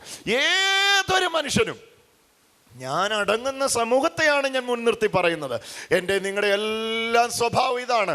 മേളിൽ നിന്ന് താഴോട്ട് പോകാൻ ഇഷ്ടമേ ഇല്ല, മേളിൽ നിന്ന് മേളിലോട്ട് കയറും. നമ്മൾ ഒരു ലെവൽ കഴിഞ്ഞിട്ടുള്ള ആൾക്കാരും ഒക്കെ ആയിട്ട് ഞാൻ സംസാരിച്ചിട്ടുണ്ട്. അപ്പോൾ അവർ പറയുന്നത്, ഞങ്ങൾക്കിനി ഞങ്ങളുടെ ലെവലിലുള്ള ആൾക്കാരും ഒക്കെ ആയിട്ട് ഇൻട്രാക്ട് ചെയ്യാൻ ഇഷ്ടമുള്ളൂ. ഞങ്ങളെപ്പോലെ സംസാരിക്കുന്ന, ഞങ്ങൾ വസ്ത്രം ധരിക്കുന്ന പോലെ ധരിക്കുന്ന, ഞങ്ങൾ നടക്കുന്ന പോലെ നടക്കുന്ന, ഞങ്ങൾ ചിന്തിക്കുന്ന പോലെ ചിന്തിക്കുന്ന, ഞങ്ങളെപ്പോലെ സമാന ചിന്താഗതികളുള്ളവരുടെ ഒക്കെ ഒപ്പമാണ് ഞങ്ങൾക്ക് നടക്കാൻ താല്പര്യം. ഒരൊറ്റ മനുഷ്യനെ പോലും ഞാൻ ഉലകത്തിൽ കണ്ടിട്ടില്ല, എൻ്റെ പൊന്നെ എനിക്ക് പാപ്പരാകാൻ താല്പര്യമുണ്ട്. പറയുന്നത് കേട്ടിട്ടുണ്ടോ ബ്രദറെ? ആരെങ്കിലും പറയുന്നത് കേട്ടിട്ടുണ്ടോ? ഞങ്ങളിപ്പോൾ ഒരു 4 ബെഡ്റൂമുള്ള ഒരു വീട്ടിലാണ് താമസിക്കുന്നത്. ഈ ദിവസങ്ങൾ ഞങ്ങൾ പ്രാർത്ഥിച്ചുകൊണ്ടിരിക്കുക, ദൈവമേ ഞങ്ങളെ ഒരു ഓലപ്പരയിലോട്ട് മാറ്റണേ. ആരെങ്കിലും അങ്ങനെ പ്രാർത്ഥിക്കുന്നത് കേട്ടിട്ടുണ്ടോ? കാറേ വരുന്ന ഒരാൾ ഇങ്ങനെ പ്രാർത്ഥിച്ചിരിക്കുക, എന്നാണോ ദൈവമേ എനിക്കൊന്ന് നടന്നു വരാൻ പറ്റുന്നേ? കേട്ടിട്ടില്ലല്ലോ അങ്ങനെ. എല്ലാ മനുഷ്യൻ്റെ ഉള്ളിലെ ആശം താഴേന്ന് മേളിലോട്ടാണ്. മനുഷ്യ മനസ്സിതാണ്. ഞാൻ ആരെയും കുറ്റപ്പെടുത്തുകയല്ല, ഞാനതിൻ്റെ മുൻപന്തിയിലാണ്. താഴേക്ക് വരാൻ എനിക്കിഷ്ടമില്ല, മേളിലേക്ക് പോകാനാണ് എനിക്കിഷ്ടം. പക്ഷേ എനിക്കിവിടെ കാണാൻ കഴിഞ്ഞ മനസ്സ് മേളിൽ നിന്ന് മേളിലോട്ട് പോയ മനസ്സല്ല, മേളിൽ നിന്ന് താഴോട്ട് വരാൻ തോന്നിയ മനസ്സാ. ഓ ഹല്ലേലൂയ! ഒന്ന് കരമടിച്ചൊന്ന് കർത്താവിന് സ്തോത്രം ചെയ്തേ. ഇവിടെയാണ് ഇനി മേളിൽ നിന്ന് താഴേക്ക് വരുന്നതിൻ്റെ കാര്യവും കൂടെ ഒന്ന് തൊട്ട് പറയാം. അപ്പോൾ അത് കുറച്ചുകൂടി ഒന്ന് പ്രായോഗികമാക്കി ഞാൻ പറയാം. മേളിൽ നിന്ന് താഴേക്ക് വരാൻ നിവർത്തിയില്ലെങ്കിൽ വരുന്നവരുണ്ട്. ഇങ്ങോട്ട് നോക്കി, വലിയ പ്രതാപത്തിലൊക്കെ ജീവിച്ചവരാന്നേ, പക്ഷെ ഇപ്പോൾ ഇതാ അന്യം നിന്ന് പോയി, ഒന്നുമില്ല ഇപ്പോൾ വീട്ടിൽ, അപ്പോൾ ഒരു പട്ടിണിയും പരിവട്ടമൊക്കെ ആയി. അന്നേരം താഴേക്ക് വരാൻ താല്പര്യമുള്ളവരെ ഞാൻ കണ്ടിട്ടുണ്ട്. ഞാനും അങ്ങനെയുള്ളവരുമായിട്ട് ഇടപെട്ടിട്ടുണ്ട്. ഒന്നുമില്ല, എന്നാൽ ഇനി താഴേക്ക് ജീവിച്ചേക്കാം. പണ്ടത്തെ പോലെ ഒന്നും നല്ല കുപ്പായം ഒന്നും ഇടാൻ ഇപ്പം നിവർത്തിയില്ലാത്തത് കൊണ്ട് എന്നാൽ ഇനി ഇത് ഇട്ടേക്കാം എന്ന് പറയുന്നവരൊക്കെ ഉണ്ട്. എന്നാൽ നിവർത്തി ഉണ്ടായിട്ട് അതിൽ ജീവിക്കാത്തവരായിട്ട് ആരെയും കണ്ടിട്ടില്ല. ഇവിടെ നിങ്ങൾ ശ്രദ്ധിക്കേണ്ടത്, യേശു എടുത്ത ഈ തീരുമാനം ഏതാ? വേഷത്തിൽ മനുഷ്യനാകാം, ദാസനാകാം എന്ന് യേശു എടുത്ത ഈ തീരുമാനം യേശുവിൻ്റെ മേൽ അടിച്ചേൽപ്പിച്ച തീരുമാനമല്ല, ഗതികേട് കൊണ്ടെടുത്ത തീരുമാനമല്ല.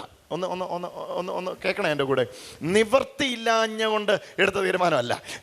ഈ തീരുമാനം എടുത്തില്ലേ എന്തെങ്കിലും ദോഷമുണ്ടെങ്കിൽ, അങ്ങനെയൊക്കെയാണ് നമ്മൾ ഇപ്പം ഇങ്ങനെ ആയില്ലേ, ദോഷമുണ്ടെങ്കിൽ നമ്മളത് ചെയ്യാൻ തയ്യാറാണ്. ഇനി നിവർത്തിയില്ലെങ്കിൽ അങ്ങനെ, എൻ്റെ പൊന്നെ വീടൊക്കെ പലിശക്കാർ കൊണ്ടുപോയി, നിവർത്തിയില്ലാത്തതുകൊണ്ട് ഇവിടെ വന്ന് താമസിക്കുക, അങ്ങനെ പറയുന്നവർ നമ്മൾ കണ്ടിട്ടുണ്ട്. എന്നാ വാടക വീട്ടിൽ താമസിക്കുന്നത്? എന്നാ പറയാനാണ്, എല്ലാം മുടിഞ്ഞു, ഒരു വഴിക്കായി, ഇനിയിപ്പോൾ ഒരു നിവൃത്തിയില്ലാത്തതുകൊണ്ട് ഇവിടെ വന്ന് താമസിക്കുന്ന. അതല്ലാതെ ഒരു മനുഷ്യനും ബോധപൂർവമായി തീരുമാനമെടുത്ത് ഞാൻ ഇന്ന് പോലെ താഴോട്ട് പോകാൻ താല്പര്യപ്പെടുക എന്ന് പറയുന്നത് ആരെയും കണ്ടിട്ടില്ല. അങ്ങനെ ഒരാളില്ല. പ്രസംഗിക്കുന്ന ഞാൻ അങ്ങനല്ല, കേൾക്കുന്ന നിങ്ങൾ അങ്ങനല്ല, ഒരു മനുഷ്യനും അങ്ങനെ ആകാൻ പറ്റില്ല. പക്ഷെ ഇവിടെയാണ് യേശുവിൻ്റെ മനസ്സ് എന്നെ നിങ്ങളെ ഞെട്ടിക്കേണ്ടത്. കരങ്ങളെ അടിച്ചൊന്ന് യേശുവിനൊന്ന് ആരാധന കൊടുത്തേ. യേശുവിൻ്റെ മനസ്സിൻ്റെ പ്രത്യേകത എന്തായിരുന്നു? അതാ ഇവിടെ ശ്രദ്ധിച്ച് കേൾക്കുന്നത്. ഫിലിപ്പിയർക്ക് എഴുതിയ ലേഖനം 2-ാമത്തെ അധ്യായത്തിന്റെ 7-ാമത്തെ വാക്യം ഒന്ന് നോക്കൂ. അവൻ ദൈവരൂപത്തിലിരിക്കെ, 6-ാമത്തെ വാക്യം, യേശു ദൈവരൂപത്തിലിരിക്കെ, അവിടുന്ന് ദൈവരൂപത്തിലിരിക്കെ ദൈവത്തോടുള്ള സമത്വം മുറുക്കെ പിടിച്ചുകൊള്ളണം എന്ന് വിചാരിക്കാതെ. ആര് വിചാരിച്ചു? അതാ ഞാൻ ചോദിക്കുന്നത്. ദൈവത്തോടുള്ള സമത്വം മുറുകെ പിടിക്കണം എന്ന് പിടിക്കുന്നില്ല എന്ന് ആര് വിചാരിച്ചു? ഹല്ലേലൂയ! ദൈവത്തോടൊപ്പം ഇരുന്നവൻ, അത്യുന്നതനായ ദൈവത്തിൻ്റെ ഒപ്പം ഇരുന്നവൻ, ഹല്ലേലൂയ, സമത്വം മുറുകെ പിടിക്കുന്നില്ല എന്ന് പറഞ്ഞാൽ ഈക്വാലിറ്റി വിടുകയാണ്. എന്നാര് തീരുമാനിച്ചു? ഉറക്കപ്പറ, ആര് തീരുമാനിച്ചു? പിതാവായ ദൈവം യേശുവിനോട് പറഞ്ഞോ നമുക്കിനി ഒപ്പം ഇരിക്കാൻ ഒക്കുകയില്ല, നീ ഇച്ചിരി താഴെ ഇരിക്കുന്നു പറഞ്ഞ് യേശുവിനെ ഇരുത്തിയോ? ഇല്ല. ഇവിടെയാണ് ശ്രദ്ധിക്കേണ്ടത്. ഇത് വിൽഫുള്ളായ സ്വയമനസ്സിൽ നിന്ന് യേശുവിൽ ഉണ്ടായ തീരുമാനമാണിത്. എന്ന് പറഞ്ഞാൽ ഏതെങ്കിലും കോട്ടമോ നഷ്ടമോ ഉപദ്രവമോ വന്നപ്പം ഉണ്ടായ ഒരു വൈകാരികതയല്ല യേശുവിൻ്റെ താഴ്മ. ഓ, എത്ര പേർക്ക് മനസ്സിലാകുന്നു? ഞാൻ പറയുന്നത് എത്ര പേർക്ക് മനസ്സിലാകുന്നു? ജീവിതത്തിൽ ഏതെങ്കിലും ഘട്ടത്തിൽ കടന്നുപോയപ്പം ഗതികേട് കൊണ്ടുണ്ടായ ഒരു വൈകാരികതയല്ലായിരുന്നു യേശുവിൻ്റെ താഴ്മ.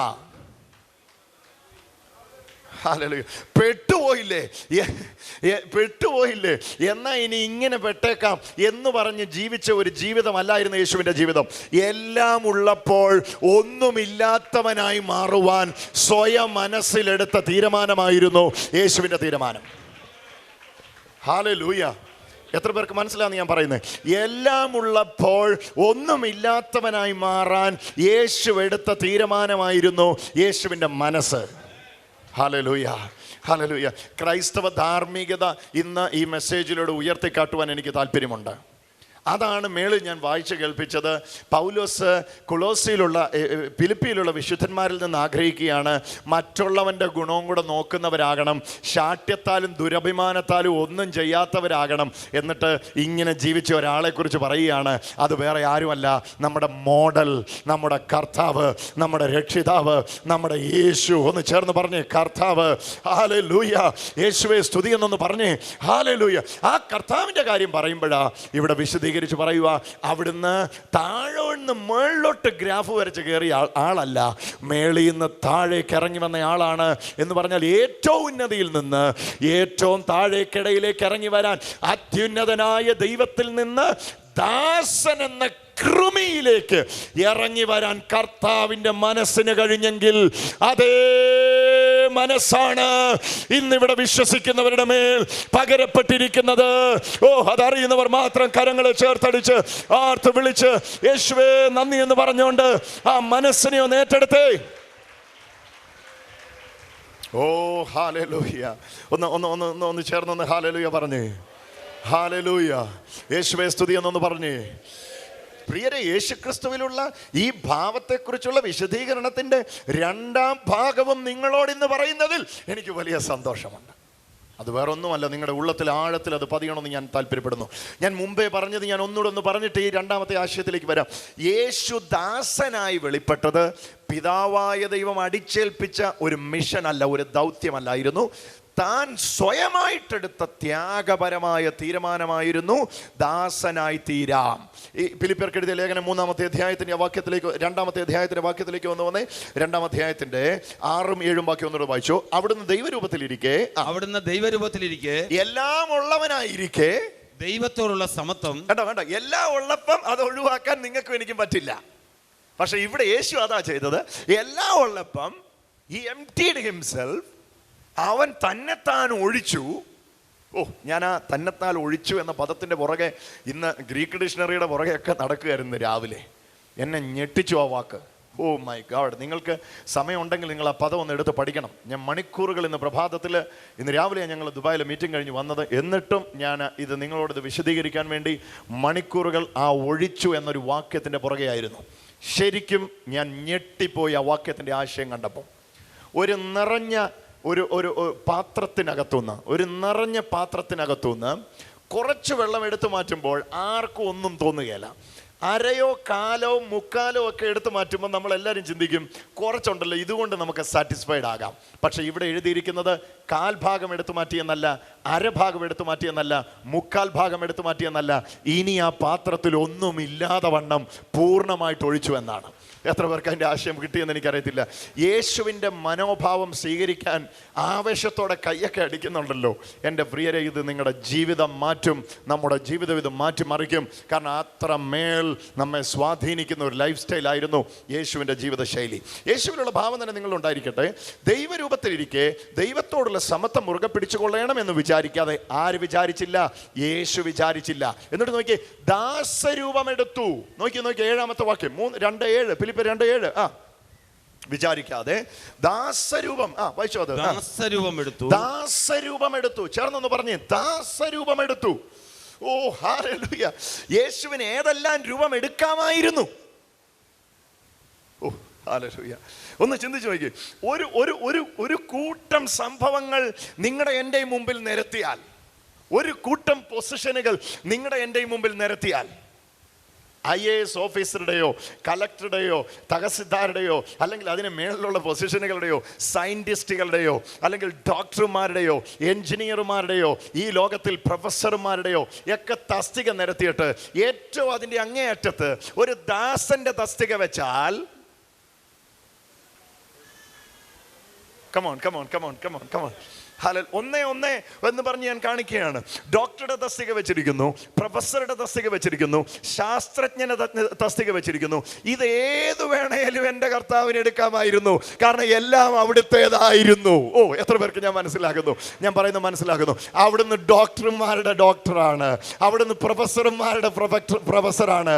ഹല്ലേലൂയ. പ്രൊഫസർക്ക് ജ്ഞാനം കൊടുത്തത് അവിടെ ഏത് വേണേലും അവിടുന്ന് എടുക്കാമായിരുന്നു.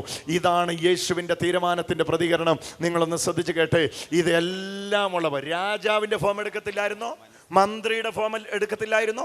വിദൂഷകന്റെ ഫോം എടുക്കത്തില്ലായിരുന്നോ? പ്രവാചകന്റെ ഫോം എടുക്കത്തില്ലായിരുന്നോ? ഏത് രൂപമായിരുന്നു യേശുവിന് അന്യമായത്? ഒരൊറ്റ രൂപം പോലും യേശുവിന് അന്യമല്ലായിരുന്നു. അവിടുന്ന് ഒന്ന് വായ് തുറന്ന് ഉച്ചരിച്ചാൽ ഉളവാകാത്ത ഒരു രൂപമില്ലായിരുന്നു. ഏതു ഭാവവും ഒരൊറ്റ വാക്കുകൊണ്ട് ഉണ്ടാക്കുവാൻ കഴിവുള്ള സർവശക്തനായ അത്യുന്നതനായ മോസ്റ്റ് ഹൈ ഗോഡ് ആയിരുന്നു അവിടുന്ന്. ഹല്ലേലൂയ. ഏത് ഭാവം വേണമെങ്കിലും എടുക്കാൻ തീരുമാനമുണ്ടായിരുന്നു. ഞാൻ നിങ്ങളോടും എന്നോടും തന്നെ ചോദിക്കുകയാണ് ഈ ചോദ്യം. നിങ്ങളുടെ മുമ്പിലാണ് ഈ ചോയ്സ് വരുന്നതെങ്കിൽ നിങ്ങൾ എത്രത്തോളം ഇറങ്ങി വരും? മനുഷ്യനാകാമെന്ന് തയ്യാറായേക്കാം ഒരു പക്ഷേ. ദൈവത്തെ ഉപേക്ഷിച്ചിട്ട് മനുഷ്യത്വം ഏറ്റെടുക്കാമെന്ന് തയ്യാറായേക്കാം.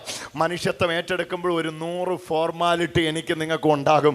ഒരിടത്ത് താമസിക്കാൻ ചെല്ലണം, കേൾക്കണം ഫോർമാലിറ്റി. അന്നേരം ജീവിതാവസാനം വരെ ജീവിക്കാൻ വേണ്ടി ഈ ഫോർമാറ്റ് എടുക്കാൻ തീരുമാനിക്കുമ്പോൾ എന്തൊക്കെ ഉണ്ടാകുമെന്ന്. ഇല്ലില്ല. ഇവിടെയാണ് കർത്താവിൻ്റെ മനസ്സ് നമ്മൾ കാണുന്നത്. അയ്യോ, ഞാൻ ഞെട്ടിപ്പോയി വാക്യത്തിൻ്റെ ആഴം ശ്രദ്ധിച്ചപ്പോൾ. ഒന്ന് ശ്രദ്ധിച്ച് നോക്കിയാൽ നിങ്ങൾ ആ പദത്തിൻ്റെ ആശയം. ഹല്ലേലൂയ. എല്ലാ ഫോമുകളും അവിടുത്തേതായിരുന്നു. പക്ഷെ അവിടുന്ന് തിരഞ്ഞെടുത്ത ഏതാണെന്നറിയോ? ദാസന്റെ രൂപം. അപ്പം ഇതൊന്നും ഞാൻ മുമ്പേ പറഞ്ഞതിനോട് ബന്ധപ്പെട്ട് ഒന്നുകൂടെ ചേർത്ത് പറയാം. ഒരു നിവൃത്തിയില്ലാത്തോണ്ട് ദാസനായ ആളല്ല അവിടുന്ന്. അങ്ങനെയൊക്കെ നിങ്ങൾക്കും എനിക്കൊക്കെ ആകാൻ പറ്റും. ഒരു നിവൃത്തിയില്ല ബ്രദർ, എന്നാൽ ഒടുവിൽ ദാസനായിട്ട് ജീവിച്ചേക്കാൻ. നോ, അവിടുത്തേക്ക് നിവൃത്തി ഉണ്ടായിരുന്നു. ഏത് രൂപവും ഏത് ഭാവവും ഒന്നുച്ചരിച്ചാൽ അവിടുത്തേതായി മാറിയപ്പോൾ, ഹല്ലേലൂയ, അവിടുന്ന് ദാസനായി വെളിപ്പെട്ടു. അത് അടിച്ചേൽപ്പിച്ചതല്ല, ആവേശത്തിന്റെ എടുത്തിയാട്ടമല്ല. കമോൺ. വൈകാരികതയുടെ ഉത്തംഗ ശൃംഗത്തിൽ നിന്ന് പൊട്ടിപ്പുറപ്പെട്ട ഒരു ആവേശമല്ലത്. പിന്നെ എന്തായിരുന്നു അത് വിൽഫുള്ളായ ത്യാഗപരമായ ഒരു തീരുമാനമായിരുന്നു. തൻ്റെ മനസ്സിൽ നിന്ന് വന്നതായിരുന്നു. ആ മനസ്സാ നിങ്ങൾക്കുണ്ടാകട്ടെ എന്ന് പറഞ്ഞേക്കുന്നത്. എത്ര പേർക്ക് മനസ്സിലാകുന്നു? ഹല്ലേലൂയ. അപ്പോൾ ഈ മനസ്സിൻ്റെ പ്രത്യേകത എന്നാ? ഏറ്റവും മേളിലിരിക്കുമ്പോഴും ഏറ്റവും താഴേക്ക് ഇറങ്ങി വരാൻ ഒരൊറ്റ സെക്കൻഡിൽ തന്നെ പറ്റുന്നതാണ് ഈ മനസ്സ്. എത്ര പേർക്ക് മനസ്സിലാകുന്നു? ധനികനെ പോലെ ജീവിക്കണോ? ധനികനെ പോലെ ജീവിക്കാം. ദാരിദ്ര്യമുള്ളവനെ പോലെ ജീവിക്കണോ? അങ്ങനെ ഇരിക്കാം. സമൃദ്ധിയിലിരിക്കണോ? ദുഃഖത്തിലിരിക്കണോ? സങ്കടത്തിലിരിക്കണോ? ഏത് വേണമെങ്കിലും ഏറ്റെടുക്കാം. ഇതായിരുന്നു യേശുവിൻ്റെ മനസ്സ്. ഹൃദയങ്ങളിൽ പതിയട്ടെ. അത് ഞാൻ ഒരു ഭാഗം കൂടെ നിങ്ങൾ ഇവിടെ തുറന്നു കാണിച്ചാൽ ഈ ആശയം ഒരു പക്ഷേ എനിക്ക് കുറച്ചുകൂടെ വ്യക്തമാക്കാൻ കഴിഞ്ഞേക്കാം.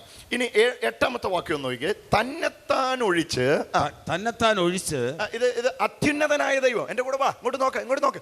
അത്യുന്നതനായ ദൈവം തന്നെത്താൻ വേഷത്തിൽ മനുഷ്യനായി,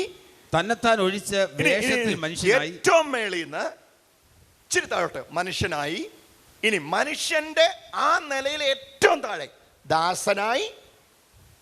ഇനി അവിടെ ഇങ്ങോട്ട് നോക്കൂ. ദാസനായി ഒഴിച്ചു. 8ാമത്തെ വാക്യം. തന്നെത്താൻ ഒഴിച്ച് 7ഉം 8ഉം കൂടെ വായിക്ക്. വിചാരിക്കാതെ, ദൈവത്തോടുള്ള സമത്വം മുറുകെ പിടിക്കണമെന്ന് വിചാരിക്കാതെ ദാസരൂപം എടുത്ത് മനുഷ്യ സാദൃശ്യത്തിലായി തീർന്നു. തന്നെത്താൻ ഒഴിച്ചു മനുഷ്യ സാദൃശ്യത്തിലായി. ഇനി ഇങ്ങോട്ട് നോക്ക. എന്റെ കൂടെ വാ. ഒന്ന് മിണ്ടിക്കാമേ. ഒച്ചത്തെ ഒന്ന് മിണ്ടിക്കാമേ. ഇത്രയൊക്കെ മതി.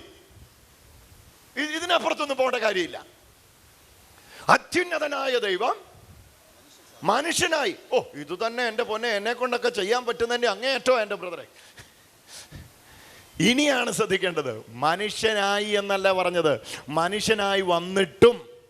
അടുത്ത പദം ശ്രദ്ധിച്ചു. മനുഷ്യനായി തന്നെത്താൻ ഒഴിച്ച് വേഷത്തിൽ മനുഷ്യനായി വിളങ്ങി. അടുത്ത നോക്കി, തന്നെത്താൻ താഴ്ത്തി. നോക്കി, മനുഷ്യന്റെ പരിഗണന പോലും ഉപയോഗിച്ചില്ല. ഓ, ഒന്ന് ശ്രദ്ധിച്ച്. മോസ്റ്റ് ഹൈ ഗോഡ് അല്ലേ, അത്യുന്നതനായ ദൈവം. ഓ ജീസസ് താഴ്ന്നു വരുവാണ്. മനുഷ്യന്റെ ഫോമിലേക്ക് വന്നപ്പോൾ നമുക്ക് പറയാം, ഓ മനുഷ്യനല്ലേ ആയുള്ളൂ. ഇല്ലില്ല, താഴോട്ട് കൊണ്ടുവരുക. മനുഷ്യനായെന്നല്ല പറഞ്ഞത്, മനുഷ്യനായി വിളങ്ങി എന്നല്ല പറഞ്ഞത്. പിന്നെയോ തന്നെത്താൻ താഴ്ത്തി മരണത്തോളം. വായിച്ച് എട്ടാമത്തെ വാക്യം അടിവരയുടെ പ്രിയരെ. തന്നെത്താൻ താഴ്ത്തി. യേശു തന്നെത്താൻ ഒഴിച്ച വേഷത്തിൽ മനുഷ്യനായി വിളങ്ങി. അടുത്തത് തന്നെത്താൻ താഴ്ത്തി. ശ്രദ്ധിക്കുക, തന്നെത്താൻ താഴ്ത്തി മരണത്തോളം. ഇങ്ങോട്ട് നോക്കിയേ, മരണമില്ലാത്തവൻ.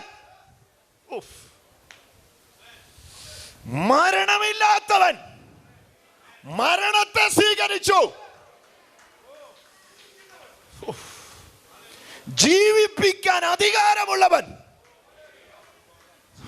ജീസസ് ഒരൊറ്റ ശ്വാസം കൊണ്ട് പൊടിയിൽ നിന്നും മനുഷ്യനെ ഉണ്ടാക്കി ജീവൻ പകർന്നവൻ മരണം സ്വീകരിച്ചെന്ന്. പൊള്ളുന്നുണ്ടല്ലേ? ഒന്നും ആയിട്ടില്ല. ഒരു ഹല്ലേലൂയ പറഞ്ഞേ. മരണം സ്വീകരിച്ചപ്പോൾ നമ്മൾ വിചാരിച്ച് കാണും ഒപ്പീസൊക്കെ ചൊല്ലി അന്ത്യകുർബാനയൊക്കെ കൊടുത്ത് നല്ലൊരു മരണമായിരിക്കും സ്വീകരിച്ചത്. താവോട്ട് വായിച്ചു നോക്കി എങ്ങനെയാന്ന്. മങ്ങിയൊരു അന്ത്യ വെളിച്ചത്തിൽ ചെന്തി പോലൊരു മാലാഖ പിന്നിൽ നിന്നൻ മരണത്തിൻ സന്ദേശവുമായി. പാട്ടുപാടാൻ ആളുണ്ടായിരുന്നു അടുത്ത്. വായിച്ചു നോക്ക്. എങ്ങനെയായിരുന്നു പരിപാടി? എങ്ങനെയായിരുന്നു? വായിച്ചു നോക്ക്. തന്നെത്താൻ താഴ്ത്തി മരണത്തോളം. മരണത്തോളം, ക്രൂശിലെ മരണത്തോളം തന്നെ.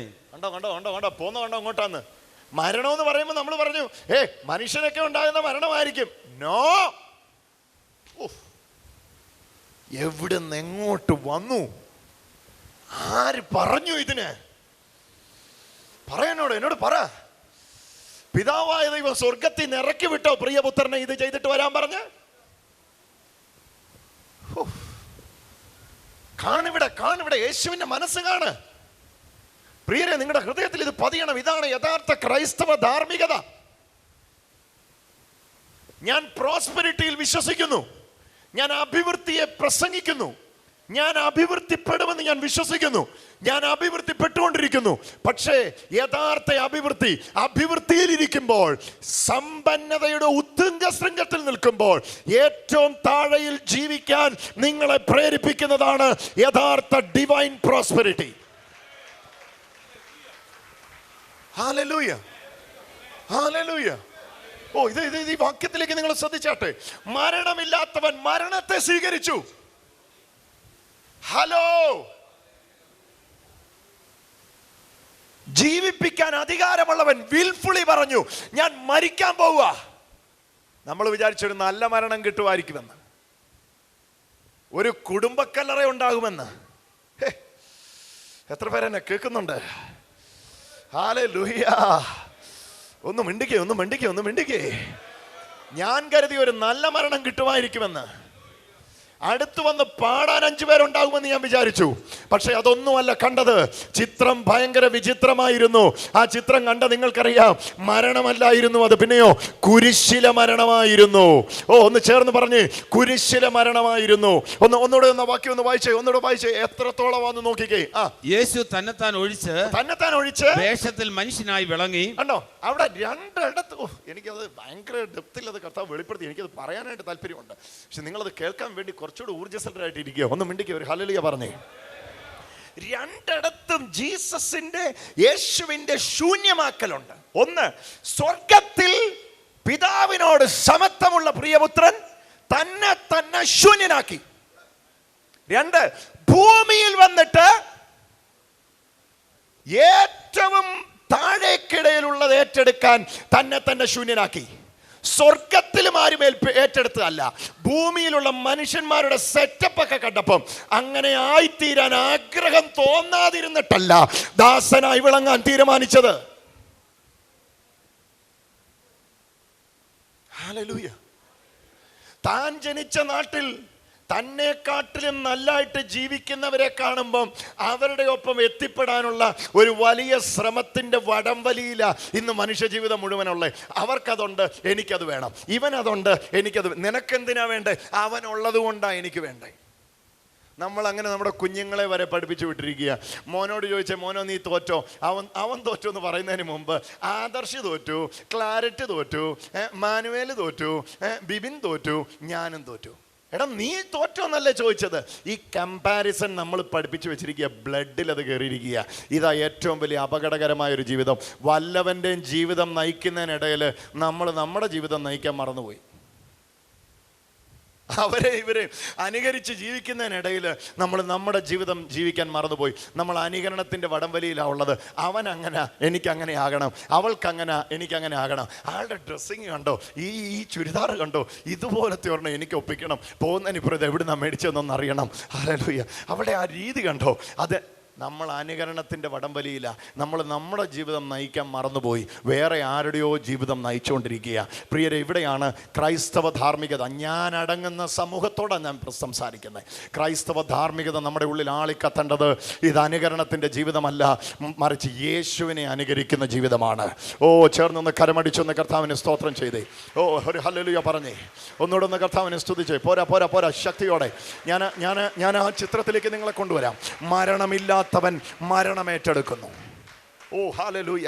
മരണമില്ലാത്തവൻ മരണമേറ്റെടുക്കുന്നു. ഞാൻ കരുതി ഒരു നല്ല മരണം കിട്ടുമെന്ന്. അല്ല, നിങ്ങൾ അവിടുത്തെ മരണത്തെക്കുറിച്ച് ചിന്തിച്ചു നോക്ക്, പഠിച്ചു നോക്ക്. ലോക ചരിത്രത്തിൽ ഇതുപോലൊരു മരണം നടന്നിട്ടില്ല. കുരിശിൽ തറച്ച ആൾക്കാരെ കൊല്ലുന്നത് റോമാക്കാരുടെ സാധാരണ പതിവായിരുന്നു എന്ന് നിങ്ങൾ പറഞ്ഞാൽ പോലും കുരിശിൽ തറയ്ക്കുന്ന ഒരാളെ പോലും ഒന്ന് കുറയെ 39 അടി അഥവാ 40 കുറേ അടി അടിക്കാറില്ല.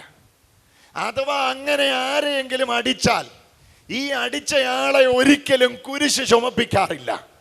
കുരിശ് ചുമപ്പിച്ചാൽ ഈ അടിച്ചയാളെ ഒരിക്കലും പിന്നെയും ആക്രോശിച്ച് ഉപദ്രവിക്കാൻ സമ്മതിക്കുകയില്ല. എന്നാൽ ഇതെല്ലാം ഒത്തുചേർന്ന ഒരു മരണം ലോകചരിത്രത്തിൽ 9 ഇല്ല, 18 ഇല്ല, ഒറ്റയൊന്നേ ഉണ്ടായിരുന്നുള്ളൂ, നമ്മുടെ കർത്താവായ യേശുവിൻ്റെ മരണം. ഹല്ലേലൂയ. ഒന്ന് ചേർന്ന് കരമടിച്ച് കർത്താവിന് സ്തോത്രം ചെയ്തേ. ആ മരണം യേശുവിൻ്റെ മേൽ ആരെങ്കിലും അടിച്ചേൽപ്പിച്ചതായിരുന്നോ? ഓ ഹല്ലേലൂയ. പുത്രന്റെ ക്രൂശിലെ നിലവിളി കേട്ടപ്പോൾ ഗത്സമനയിൽ ചോര പൊടിഞ്ഞ് വേർപ്പുതുള്ളികൾ തനക്കെ പുറത്തു വീണപ്പോൾ അവിടെ സുവിശേഷകന്മാർ എഴുതി വെച്ചിരിക്കുന്ന ഒരു പദത്തെ ആൾക്കാരെല്ലാം തെറ്റിദ്ധരിച്ചിരിക്കുകയാണ്. പിതാവേ, കഴിയുമെങ്കിൽ ഈ പാനപാത്രം എങ്കിൽ നിന്ന് നീക്കണേ. ശരിക്കും മലയാള പരിഭാഷയിൽ വന്ന വലിയൊരു വിഡ്ഢിത്തരം ആ പദത്തിൻ്റെ ആശയം. അതുപോലെ ആൾക്കാർ തെറ്റിദ്ധരിച്ചിരിക്കുന്നത്. ദൈവം അനുവദിച്ചാൽ അടുത്ത ദിവസങ്ങളിൽ നമ്മൾ അവിടെ ആ പദം തുറക്കുന്നുണ്ട്. എങ്ങനെയും ഒന്ന് നീക്കി തരാൻ പിതാവിന് മുമ്പിൽ കരഞ്ഞെടുക്കുന്ന ഒരു നിലവിളിയുമില്ല. കാരണം കുരിശ് അവിടുന്ന് ഏറ്റെടുക്കാൻ തീരുമാനിച്ചതായിരുന്നു. ഹല്ലേലൂയ. കുരിശ് അവിടുന്ന് ഏറ്റെടുക്കാൻ തീരുമാനിച്ചതായിരുന്നു. വല്ല വിധേനയും മാറ്റിയെടുക്കാമോ എന്ന് അപേക്ഷിച്ചിട്ട് ഒടുവിൽ മാറ്റാനൊരു നിവൃത്തിയില്ലെന്ന് പറഞ്ഞു. എന്നാ ചുമന്നേക്കാം എന്ന് പറഞ്ഞ ഗതികേടിന്റെ ചുമപ്പല്ലായിരുന്നു അത്. ഹല്ലേലൂയ. ത്യാഗപരമായ ഒരു തീരുമാനമായിരുന്നു അത്. അതൊരു മനസ്സിൻ്റെ വൈകാരികതയുടെ പ്രകടനമായിരുന്നു. ഒരു മനസ്സിൻ്റെ അന്തർഭാഗത്തുനിന്ന് അങ്കുലിച്ച ഒരു ആത്മീയതയായിരുന്നു അത്. ആ മനസ്സിൻ്റെ ഉൾത്തട്ടിൽ നിന്ന് പുറത്തു വന്ന ഒരു യഥാർത്ഥ ക്രൈസ്തവ ധാർമ്മികതയായിരുന്നു അത്. അത് നിങ്ങളെ വാക്യത്തിലേക്ക് നോക്കിയാൽ അറിയാം. ഇവിടെ ഒന്നും വേറെ ആരുമില്ല. മനുഷ്യനാകാൻ തീരുമാനിച്ചത് യേശുവാണ്. ദാസനാകാൻ തീരുമാനിച്ചത് യേശുവാണ്. ആരും അടിച്ചേൽപ്പിച്ചതല്ല. അവിടുത്തേക്ക് രാജകൊട്ടാരത്തിൽ പിറക്കാമായിരുന്നു. വഴിയമ്പലത്തിൽ ഇടമില്ലാതെ വഴിയിൽ പ്രസവിച്ചിട്ട് പുൽത്തൊട്ടിലിൽ കൊണ്ട് കിടത്തേണ്ട ഗതികേട് അവിടത്തേക്കില്ലായിരുന്നു. നസ്രത്ത് എന്ന് പറയുന്ന കൊച്ചു ഗ്രാമത്തിൽ ഒരു നന്മ പോലും വന്നിട്ടില്ലാത്ത നാട്ടിൽ അവിടത്തേക്ക് ജനിക്കേണ്ട ആവശ്യമില്ലായിരുന്നു. പക്ഷേ അതൊരു ത്യാഗപരമായ തീരുമാനമായിരുന്നു. താൻ തന്നെത്താൻ എടുത്ത തീരുമാനം, ആരും അടിച്ചേൽപ്പിക്കാത്ത തീരുമാനം. ഇവിടെയാണ് യഥാർത്ഥമായിട്ട് നമ്മുടെ ഉള്ളിലേക്ക് യേശുവിൻ്റെ മനോഭാവം കയറുമ്പോൾ നമ്മുടെ ആത്മീയതയിൽ ഉണ്ടാകുന്ന മാറ്റം നമ്മൾ കാണാൻ തുടങ്ങേണ്ടത്. യേശുവിൻ്റെ യഥാർത്ഥ ചിത്രം നിങ്ങൾ കാണുക. ഈ 8-ാമത്തെ വാക്യം 9-ാമത്തെ വാക്യം കൂടെ ഞാനൊന്ന് തൊടാം. 8-ാമത്തെ വാക്യം, തന്നെത്താൻ ഒഴിച്ചു, വേഷത്തിൽ മനുഷ്യനായി വിളങ്ങി, തന്നെത്താൻ താഴ്ത്തി, ക്രൂശിലെ മരണത്തോളം. അവിടെ എഴുതിയിരിക്കുന്ന പദം നോക്കിയേ, തന്നെത്താൻ താഴ്ത്തി കുരിശിലെ മരണത്തോളം. നോക്കിയ വാക്ക്, തന്നെത്താൻ താഴ്ത്തി കുരിശിലെ മരണത്തോളം തന്നെ അനുസരണമുള്ളവനായി തീർന്നു. നോക്കൂ, അനുസരിപ്പിക്കുന്നയാള് അനുസരണമുള്ളവനായി തീർന്നു. ആരാ പൊന്നെ യേശുവിനെ അനുസരിപ്പിക്കാൻ ശക്തിയുള്ളയാള്? കൽപ്പിക്കുന്നയാള് കൽപ്പന അനുസരിക്കുന്നവനായിട്ട് നിൽക്കുന്നു. ആരെങ്കിലും അടിച്ചേൽപ്പിച്ചതാണോ? ഇങ്ങനെ ആയില്ലെങ്കിൽ തിരിച്ചു വരുമ്പോൾ സ്വർഗത്തിൽ കയറ്റത്തില്ലെന്ന് പറഞ്ഞുകൊണ്ടായിരുന്നോ? പറയൂ. അനുസരണ ഇല്ലെങ്കിൽ നിങ്ങൾ ഞാനും ഒക്കെ അങ്ങനെയല്ലേ പറയുന്നത്. നീ അനുസരിച്ചില്ല, കാണിച്ചു തരാടാ. ഇങ്ങനെ അഴിച്ചു വിട്ടുകൊണ്ടായിരുന്നോ? വിരട്ടി വിട്ടതുകൊണ്ടായിരുന്നോ അനുസരിച്ചത്? നോ. നിങ്ങളെ വാക്യം ശ്രദ്ധിച്ച് നോക്കിയാൽ അറിയാം. തന്നെത്താൻ താഴ്ത്തി കുരിശിലെ മരണത്തോളം തന്നെ അനുസരണമുള്ളവനായി തീർന്നു. അതുകൊണ്ട് ദൈവം അവനെ ഏറ്റവും ഉയർത്തി, എല്ലാ സകല നാമത്തിനും മേലായ നാമം നൽകി. അങ്ങനെ യേശുവിൻ്റെ നാമത്തിന് കീഴിൽ സ്വർലോകരുടെയും ഭൂലോകരുടെയും അധോലോകരുടെയും മുഴങ്കാലൊക്കെയും മടങ്ങുകയും ചെയ്യും. കരമടിച്ചൊന്ന് യേശുവിന് ആരാധന കൊടുത്ത് ഞാൻ ഈ 2-ാം ഭാഗം വിശദീകരിക്കുമ്പോൾ നിങ്ങളുടെ ഉള്ളത്തിൽ ഇത് പതിയണമെന്ന് ഞാൻ ആശിക്കുന്നു. എൻ്റെ പ്രിയരേ, മേളത്തെ വാക്യം നമ്മൾ തുടങ്ങിയത് വിടരുത്. യേശുവിൻ്റെ ഭാവം തന്നെ നിങ്ങളുണ്ടാകട്ടെ. അടുത്തിരിക്കുന്ന ആൾക്കൊന്ന് കരം കൊടുത്ത് പറഞ്ഞു, യേശുവിൻ്റെ മനസ്സ് തന്നെ നിങ്ങൾക്കുണ്ടാകട്ടെ. യേശുവിൻ്റെ മനസ്സ് തന്നെ നിങ്ങൾക്കുണ്ടാകട്ടെ. യേശുവിൻ്റെ മനസ്സിൻ്റെ 6 പ്രത്യേകതകളാണ് ഇതിനോടൊക്കെ ഞാൻ വിശദീകരിച്ചത്. ഞാൻ ഒന്നുകൂടെ വേണമെങ്കിൽ പെട്ടെന്ന് കമ്പിവാചകത്തിലൊന്ന് പറയാം. നിങ്ങളുടെ ഉള്ളത്തിൽ അത് പതിയണമെന്ന് എനിക്ക് അല്പമല്ലാത്ത ആശയുണ്ട്. കാരണം ഇത് നിങ്ങളുടെ ജീവിതത്തെ മാറ്റിമറിക്കും. യേശുവിലുള്ള യഥാർത്ഥ ജീവിതം നിങ്ങളും ഞാനും കാണാൻ തുടങ്ങും. ഹല്ലേലൂയ. ഏറ്റവും മേളിൽ നിന്ന് ഏറ്റവും താഴേക്ക് വരാൻ ഒരൊട്ടും ശങ്കയില്ലാത്ത മനസ്സായിരുന്നു യേശുവിൻ്റെ മനസ്സ്. ഒന്നുകൂടെ ഞാൻ ആവർത്തിക്കട്ടെ, ഏറ്റവും മേളിൽ നിന്ന് ഏറ്റവും താഴേക്ക് വരാൻ ശങ്കയില്ലാത്ത മനസ്സായിരുന്നു യേശുവിൻ്റെ മനസ്സ്.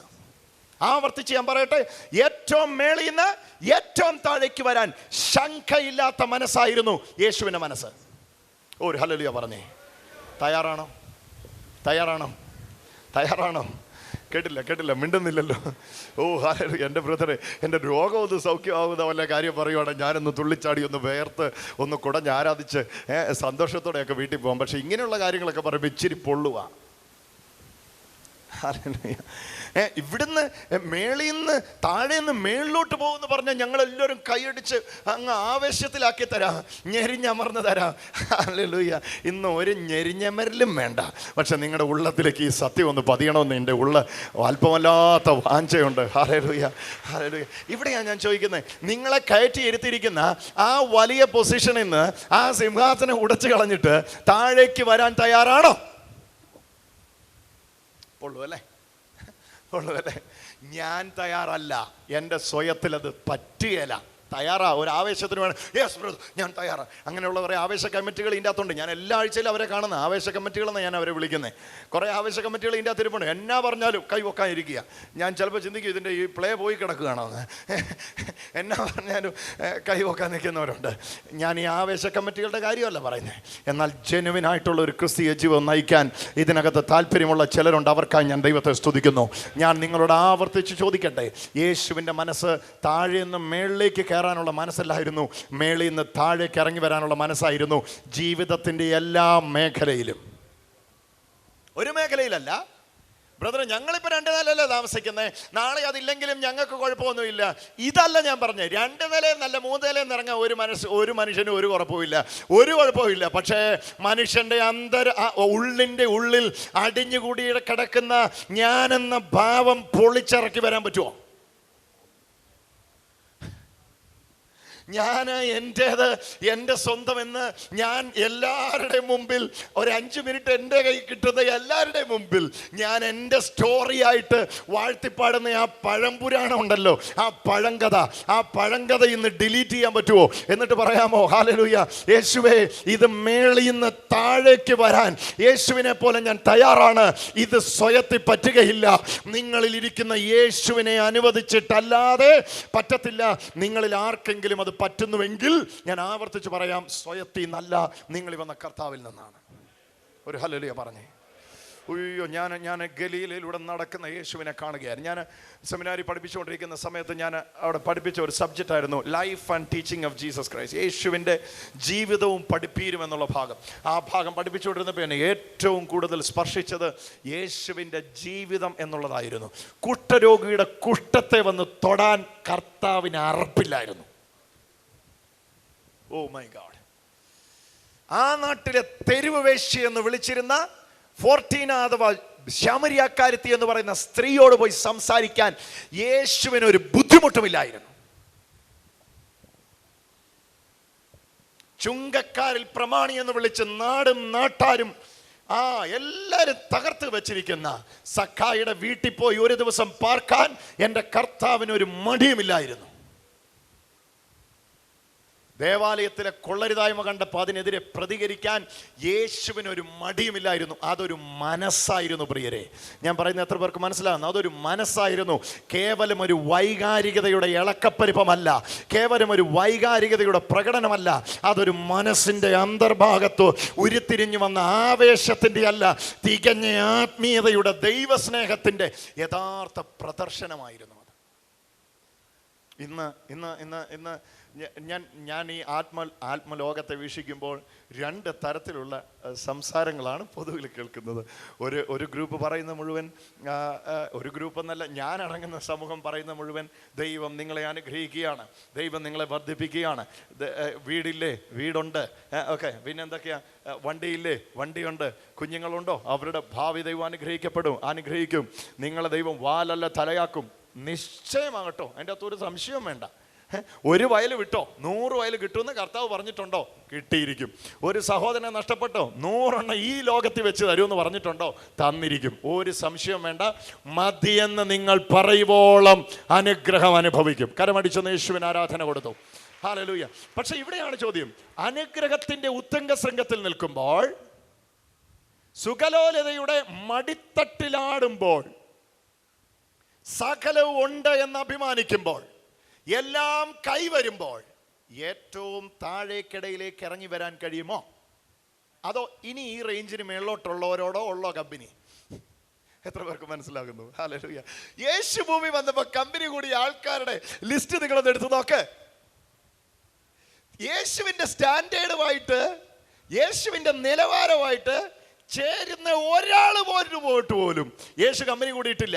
ഞാൻ വിചാരിച്ചു ജീവിതം പൗരോഹിത്യത്തിന് വേണ്ടി മാറ്റിവെച്ച യെരുശലേം വലിയ പള്ളിയിലെ അവിടുത്തെ മഹാപുരോഹിതന്റെ അടുക്ക പോയി യേശു സംസാരിക്കുമെന്ന്.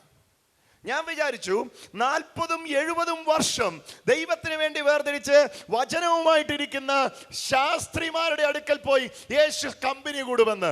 ഞാൻ വിചാരിച്ചു ജീവിതം തന്നെ വിശുദ്ധിക്ക് വേണ്ടി വേർതിരിച്ച് മുറിവേറ്റാലും വേണ്ടിയല്ല വിശുദ്ധനായി ജീവിക്കണമെന്ന് ചിന്തിക്കുന്ന പരീശനോട് പോയി യേശു കൂട്ടുകൂടുമെന്ന് ഞാൻ വിചാരിച്ചു. പക്ഷെ ഇവിടെ ഒന്നുമല്ല ഞാൻ കണ്ടത്. തീനിയും കുടിയനുമായ ദാസൻ, ചുങ്കക്കാരുടെയും പാപികളുടെയും സ്നേഹിതൻ എന്ന് വിളിക്കപ്പെടുന്ന ഒരു കർത്താവിനെ കണ്ടപ്പോൾ, ഓ മൈ ഗോഡ്, ഇത് വേറൊരു ജീവിത ശൈലിയാ. തൻ്റെ ഒപ്പം നിൽക്കുന്നവരോടല്ലാത്ത സമ്പർക്കത്തിനും തയ്യാറായ ഒരു മനസ്സായിരുന്നു അത്. എനിക്കിത് പറയുമ്പോൾ തന്നെ പല ഹൃദയങ്ങളിലേക്കും അപകർച്ച നടക്കുന്നത് അറിയാൻ കഴിയുന്നു. കരമടിച്ചു വേണ്ടിയവർ മാത്രം അതിനെ ഒന്ന് ഏറ്റെടുത്തു. യേശുവേ, ഏറ്റവും മേളിരിക്കുമ്പോഴും ഏറ്റവും താഴേക്ക് ഇറങ്ങി വരുവാൻ ഓരോ ഹൃദയങ്ങളിലും അവിടുന്ന് പകരുന്ന മനസ്സിനായി ഞാൻ നന്ദി പറയുന്നു. ചേർന്നൊന്ന് കരമടിച്ച് സ്തോത്രം ചെയ്തു. ഞാൻ ആ തലത്തിൽ ഇപ്പോൾ ഒരു പകർച്ച നടക്കുന്നുണ്ട്. അവർ വേണ്ടിയവർ മാത്രം ഒന്ന് സ്വീകരിച്ചു. ഹല്ലേലൂയ. ദൈവമേ, നീ എന്നെ അനുഗ്രഹിക്കുമ്പോൾ, ദൈവമേ നീ എന്നെ വർദ്ധിപ്പിക്കുമ്പോൾ, ദൈവമേ നീ എനിക്ക് സകല മാന്യതയും തരുമ്പോൾ, അവിടുത്തെയാൽ ഞാൻ അനുഗ്രഹിക്കപ്പെടുമ്പോൾ ഞാൻ വിശ്വസിക്കുന്നു ഏറ്റവും വലിയ അനുഗ്രഹം ഈ എളിയവനെ ആദരിക്കാനുള്ള മനസ്സാണ്. ഏറ്റവും വലിയ അനുഗ്രഹം ആ സാധാരണക്കാരനെ ശുശ്രൂഷിപ്പാൻ പറ്റിയ മനസ്സാണ്. അതൊന്ന് സ്വീകരിച്ച്, ഇന്ന് വേറെ ഒന്നും സ്വീകരിച്ചില്ലെങ്കിലും ഇതൊന്ന് സ്വീകരിക്കണമെന്ന് കർത്താവ് ആശിക്കുന്നു. കരങ്ങളെ അടിച്ച് കർത്താവ് മനസ്സ് നമുക്ക് തന്നത് കൊണ്ട്, തരാൻ വേണ്ടിയല്ല, തന്നത് കൊണ്ട് ശക്തിയോടെ കരങ്ങളെ ഒന്ന് ചേർത്തടിച്ച് കർത്താവിനൊന്ന് സ്തോത്രം ചെയ്തേ. Hallelujah, hallelujah, hallelujah. ഞാൻ ഇതിന്റെ 3-ാം ഭാഗം വേഗത്തിൽ കമ്പി വാക്കുകളിൽ പറഞ്ഞ് ഞാൻ മുമ്പോട്ട് പോകാം. ഫിലിപ്പിയർക്ക് എഴുതിയ ലേഖനം 2-ാമത്തെ അധ്യായത്തിന്റെ 8-ാം വാക്യത്തിൽ യേശുവിൻ്റെ മനസ്സിന്റെ പുറകെ പോവല്ലേ. വാ എൻ്റെ കൂടെ വാ. ഞാൻ ഇതിൻ്റെ ഒരു ഭാഗം കൂടെ നിങ്ങളുടെ ഉള്ളത്തിൽ ഒന്ന് തെളിയിക്കാം. എന്നിട്ട് നമ്മൾ ഒരുമിച്ച് പ്രാർത്ഥിക്കാൻ വേണ്ടി പോവുകയാണ്. ശ്രദ്ധിച്ചു കേട്ടോ, യേശുവിൻ്റെ മനസ്സിന്റെ പ്രത്യേകത. മേളിൽ ഞാൻ വായിച്ച് പദം നിങ്ങൾക്ക് ഓർമ്മയുണ്ടല്ലോ. ഫിലിപ്പിയർക്കെഴുതിയ ലേഖനം 2-ാമത്തെ അധ്യായം, ആ വാക്യം ഒന്നുകൂടെ എടുക്കണേ ദയവായി. ഫിലിപ്പിയർക്കെഴുതിയ ലേഖനം 2-ാമത്തെ അധ്യായം. ശാഠ്യത്താലോ ദുരഭിമാനത്താലോ, 2:3 ശാഠ്യത്താലോ ദുരഭിമാനത്താലോ ഒന്നും ചെയ്യാതെ, ഇതാ മേളി പറഞ്ഞത്.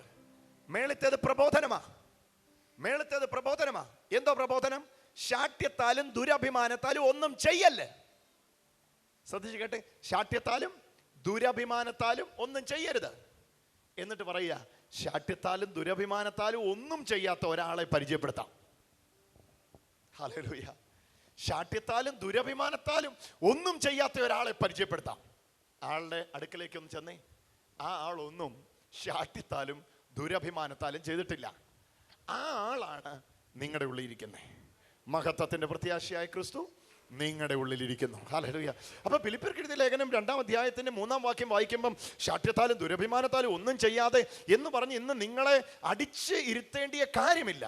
നിങ്ങൾ ഇന്ന് ഈ വചനത്തിലൂടെ ഒരു തിരിച്ചറിവിലേക്ക് വരുമ്പോൾ നിങ്ങളിൽ ആ യേശുവിലുള്ള ജീവിതം ആരംഭിക്കുകയാണ്. അതേത് ജീവിതമാണെന്നറിയോ? ശാഠ്യത്താലും ദുരഭിമാനത്താലും എൻ്റെ കർത്താവ് ഒന്നും ചെയ്തിട്ടില്ല. എത്ര പേർക്ക് മനസ്സിലാവുന്ന ഞാൻ പറയുന്നത്? യേശു എന്നേലും ചെയ്തിട്ടുണ്ടോ? അത് ശാഠ്യത്തിൽ നിന്നല്ല, പിതാവിൻ്റെ ഹൃദയത്തിൽ നിന്നാണ്. ഓ ഹല്ലേലൂയ. അയ്യോ, എനിക്ക് ആ ചിത്രം തന്നെ ഇവിടെ ഇത് വെളിപ്പെടുന്നതായിട്ട് എനിക്ക് അറിയാൻ കഴിയുന്നു. ഞാൻ ഈ പറയുന്ന വചനം അതുപോലെ യേശുവിൻ്റെ മനസ്സിന്ന് ഹൃദയങ്ങളിലേക്ക് പകരപ്പെടുന്ന എനിക്ക് കാണാൻ കഴിയുന്നു. ശാഠ്യത്താലോ ദുരഭിമാനത്താലോ ഒന്നും ചെയ്യാതെ താഴ്മയോടെ ഒരുത്തൻ മറ്റൊരുത്തനെ ശ്രേഷ്ഠനെന്ന് എണ്ണട്ടെ. ഓ, ഇങ്ങോട്ട് നോക്കിയേ. ഈ ശ്രേഷ്ഠനെന്ന് എണ്ണാൻ പറഞ്ഞിരിക്കുന്നവൻ ആരാന്ന് അറിയുമ്പോഴാണ് നമ്മുടെ ഉള്ളിൽ വിഷയം ഉണ്ടാകുന്നത്, വൈകാരികത പ്രകടമാകുന്നത്. ശരിക്കും നമ്മളെക്കാൾ ശ്രേഷ്ഠനല്ലവൻ. ശ്രേഷ്ഠനായ ഒരാളെ ശ്രേഷ്ഠൻ എന്ന് എണ്ണാൻ ആർക്കും ഒരു ബുദ്ധിമുട്ടുമില്ല. എണ്ണേ പറ്റുള്ളൂ. എന്നേക്കാൾ ശ്രേഷ്ഠനായിട്ടുള്ള ഒരാളെ ശ്രേഷ്ഠൻ എന്ന് എണ്ണാൻ എനിക്കൊരു ബുദ്ധിമുട്ടുമില്ല. പക്ഷെ ഇവിടെയാണ് വെല്ലുവിളി. ശരിക്കും സത്യത്തിൽ അവനെക്കാട്ടിലും ശ്രേഷ്ഠൻ ഞാനാണ്. പക്ഷേ അവനെ ശ്രേഷ്ഠനെ പോലെ എണ്ണണം. അതിന് സമ്മതിക്കുമോ നമ്മുടെ ഈഗോ? നിങ്ങൾക്ക് വിദ്യാഭ്യാസമുണ്ട്, നിങ്ങളുടെ മുമ്പിൽ നിൽക്കുന്ന ആൾക്ക് ഒരു വിദ്യാഭ്യാസവും ഇല്ല. നിങ്ങൾക്ക് സൗന്ദര്യമുണ്ട്, നിങ്ങൾക്ക് കൂടെ കല്യാണം കഴിച്ച് കിട്ടിയേക്കുന്ന ആൾക്ക് ഒരു സൗന്ദര്യവും ഇല്ല. നിങ്ങൾക്ക് ഇഷ്ടം പോലെ സ്വത്തുണ്ട്, നിങ്ങൾക്ക് കൂടെ കിട്ടിയ ആളുടെ കൈ സ്വത്തില്ല. നിങ്ങൾക്ക് കുടുംബത്തിൽ ഭയങ്കര പേരും പെരുമയൊക്കെയാ. മറ്റേ ആളുടെ വീട്ടിൽ 5 പേര് തൂങ്ങിച്ചെത്ത. ഭ്രാന്തും മാനസിക ഭ്രാന്തിയൊക്കെ ഉള്ള വീട്ടിൽ നിന്ന് വന്ന ആൾ. ഇവിടെയാണ് നമ്മളെ കമ്പയർ ചെയ്യേണ്ടത്. ഞാൻ ഈ നിൽക്കുന്ന വ്യക്തി, ഞാൻ യോഗ്യൻ. ഈ നിൽക്കുന്ന വ്യക്തിയോ, അവൻ്റെ കാര്യം അറിയത്തില്ല, അവൻ്റെ കാര്യം പറഞ്ഞേ. വീട്ടിലെല്ലാവർക്കും വട്ട, ആരോടും പറയണ്ട, വീട്ടിലെല്ലാവർക്കും വട്ട. പരമ്പരാഗതമായിട്ടേ വട്ടുള്ള കുടുംബമാ.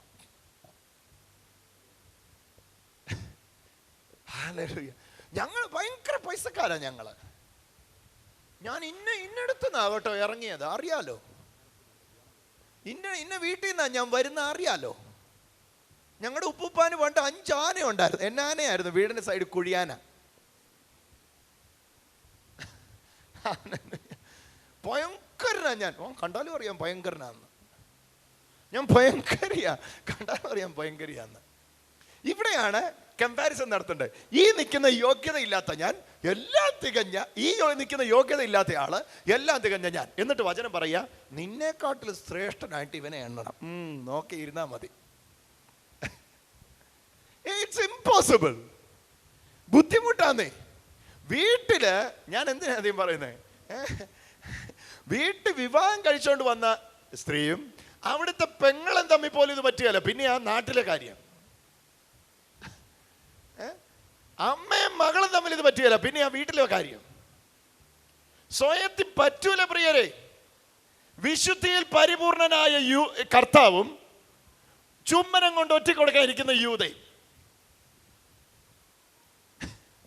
യൂദയെ കർത്താവിനേക്കാൾ ശ്രേഷ്ഠനായിട്ട് എണ്ണണം. പറ്റുമോ? Hello, hallelujah. കർത്താവ് പോയടാ, വാടാ നമുക്ക് വലയെടുക്കണം, മീനെ പിടിക്കാൻ പോടാ. ഈ പരിപാടിയുടെ കൂടെ 3 വർഷം പോയി, അന്നേരത്തെ സീനിയോറിറ്റിയും പോയി. ഇനിയിപ്പോൾ വയലിൽ കടലിലോട്ട് ചെന്നാൽ വല്ലവരും അംഗീകരിക്കുമോ? 3.5 വർഷം വെറുതെ പോയി, സീനിയോറിറ്റിയും പോയി, വടകും പോയി, വലയും പോയി. ഇത് ഏതാണ്ട് തട്ടിപ്പിടപാടിൻ്റെ കൂടെ ഇത്രയും നാൾ ചുമ്മാ നടന്നിട്ട് ഗതികെട്ട് പോയെന്നും പറഞ്ഞു. യേശു മരിച്ചപ്പോൾ പഴയ പടകും വലയൊക്കെ എടുത്തോണ്ട് തിരിച്ചുപോയി പത്രോസ്.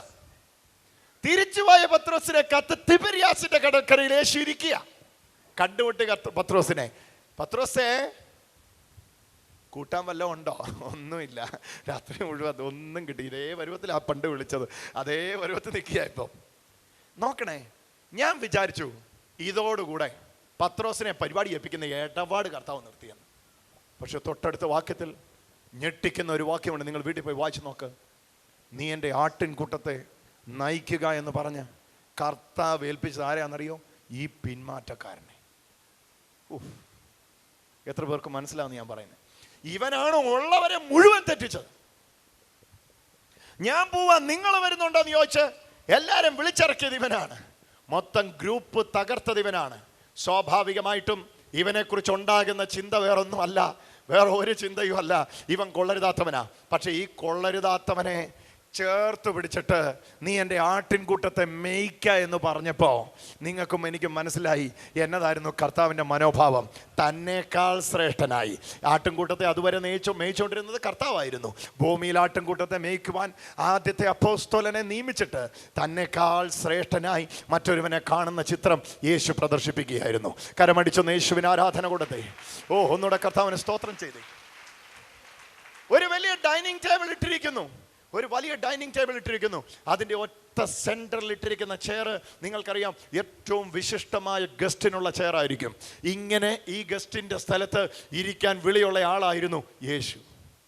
പക്ഷേ ഇതാ ആ യേശു, ഞാൻ കണ്ട ചിത്രം, നമ്മളിൽ ആരാ വലിയവനെന്ന് വലിയ സംസാരം ശിഷ്യന്മാരുടെ ഇടയിൽ നടക്കുമ്പോൾ അവരിൽ ഏറ്റവും വലിയ ആള് തലയിൽ നടുവില് അരയിലൊരു തോർത്തുമുണ്ട് ചുറ്റി ശിഷ്യന്മാരുടെ കാല് താലത്തിൽ എടുത്തു വെച്ച് കഴുകുകയാണ്.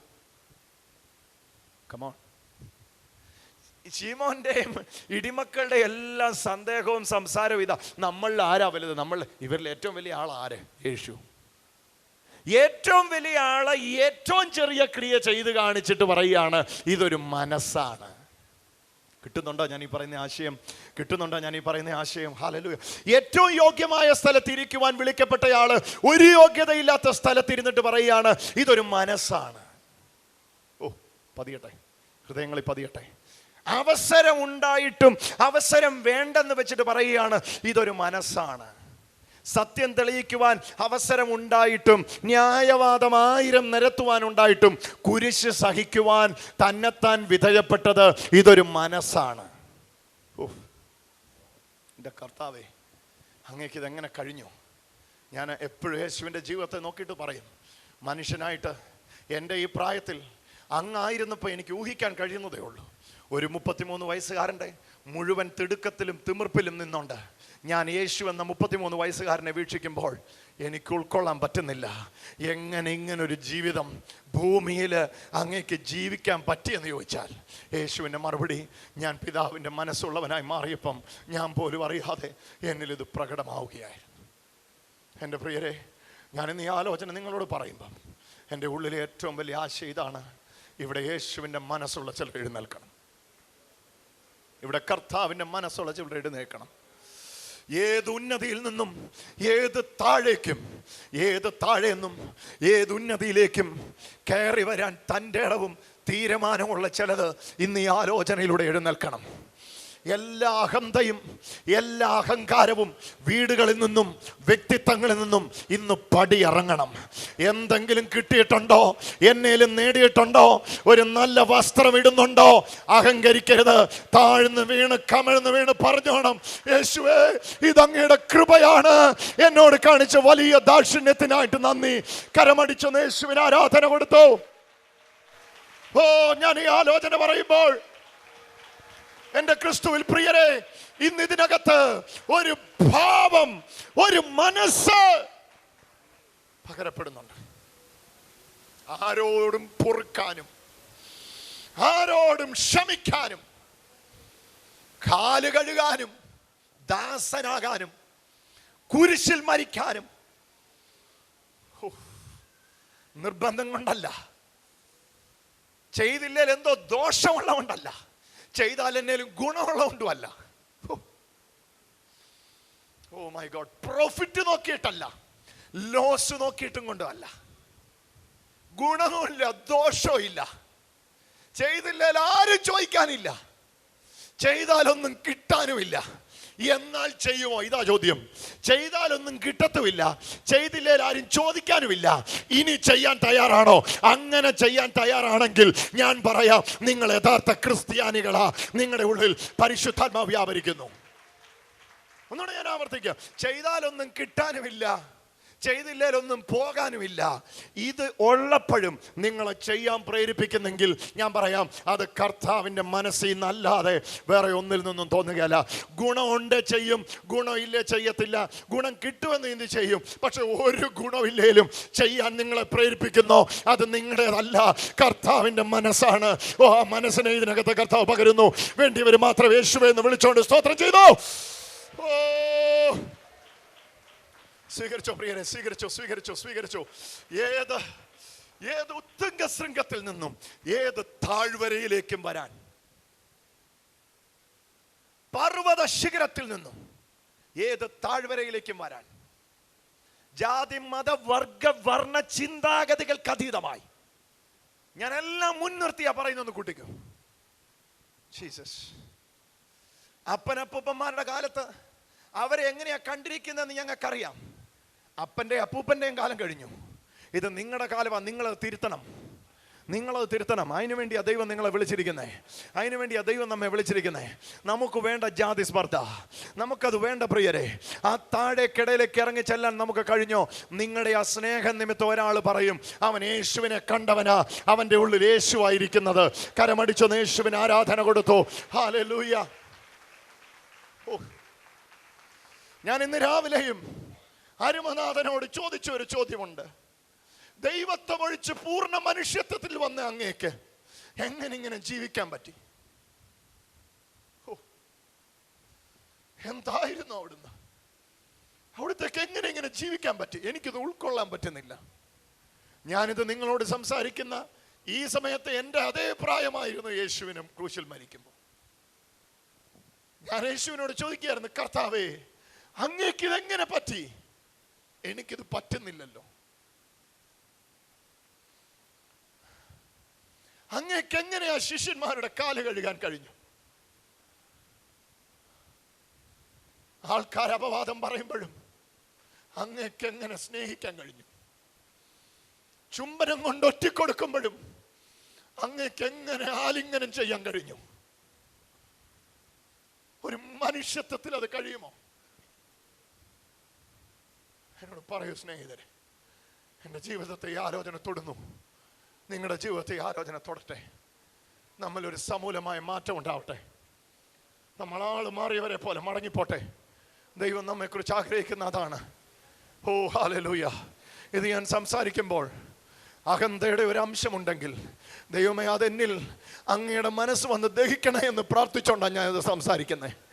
എൻ്റെ ഈ വചനം കേൾക്കുമ്പോൾ എൻ്റെ പ്രിയരെ, അഹന്തയുടെ അഹങ്കാരത്തിൻ്റെ ഒരു അംശം എൻ്റെ ഉള്ളിൽ പൊട്ടിമുളച്ചിട്ടുണ്ടെങ്കിൽ എൻ്റെ ദൈവമേ, അവിടുത്തെ അഗ്നി കൊണ്ട് എന്നെ ഇന്ന് കഴുകണമേ എന്ന് ഉള്ളുരുകി പ്രാർത്ഥിക്കുന്ന ഒരാളെ പോലും അവിടുത്തെ വിശുദ്ധ രക്തം കഴുകി വെടിപ്പാക്കാതെ വെറുതെ വിടുകയില്ല.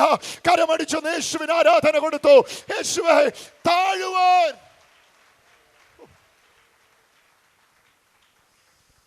അഞ്ച് ദിവസം പ്രാർത്ഥനയുടെ മറുപടി കിട്ടിയില്ലെങ്കിൽ എൻ്റെയും നിങ്ങളുടെയും മുഖം മാറും, രൂപം മാറും, ഭാവം മാറും.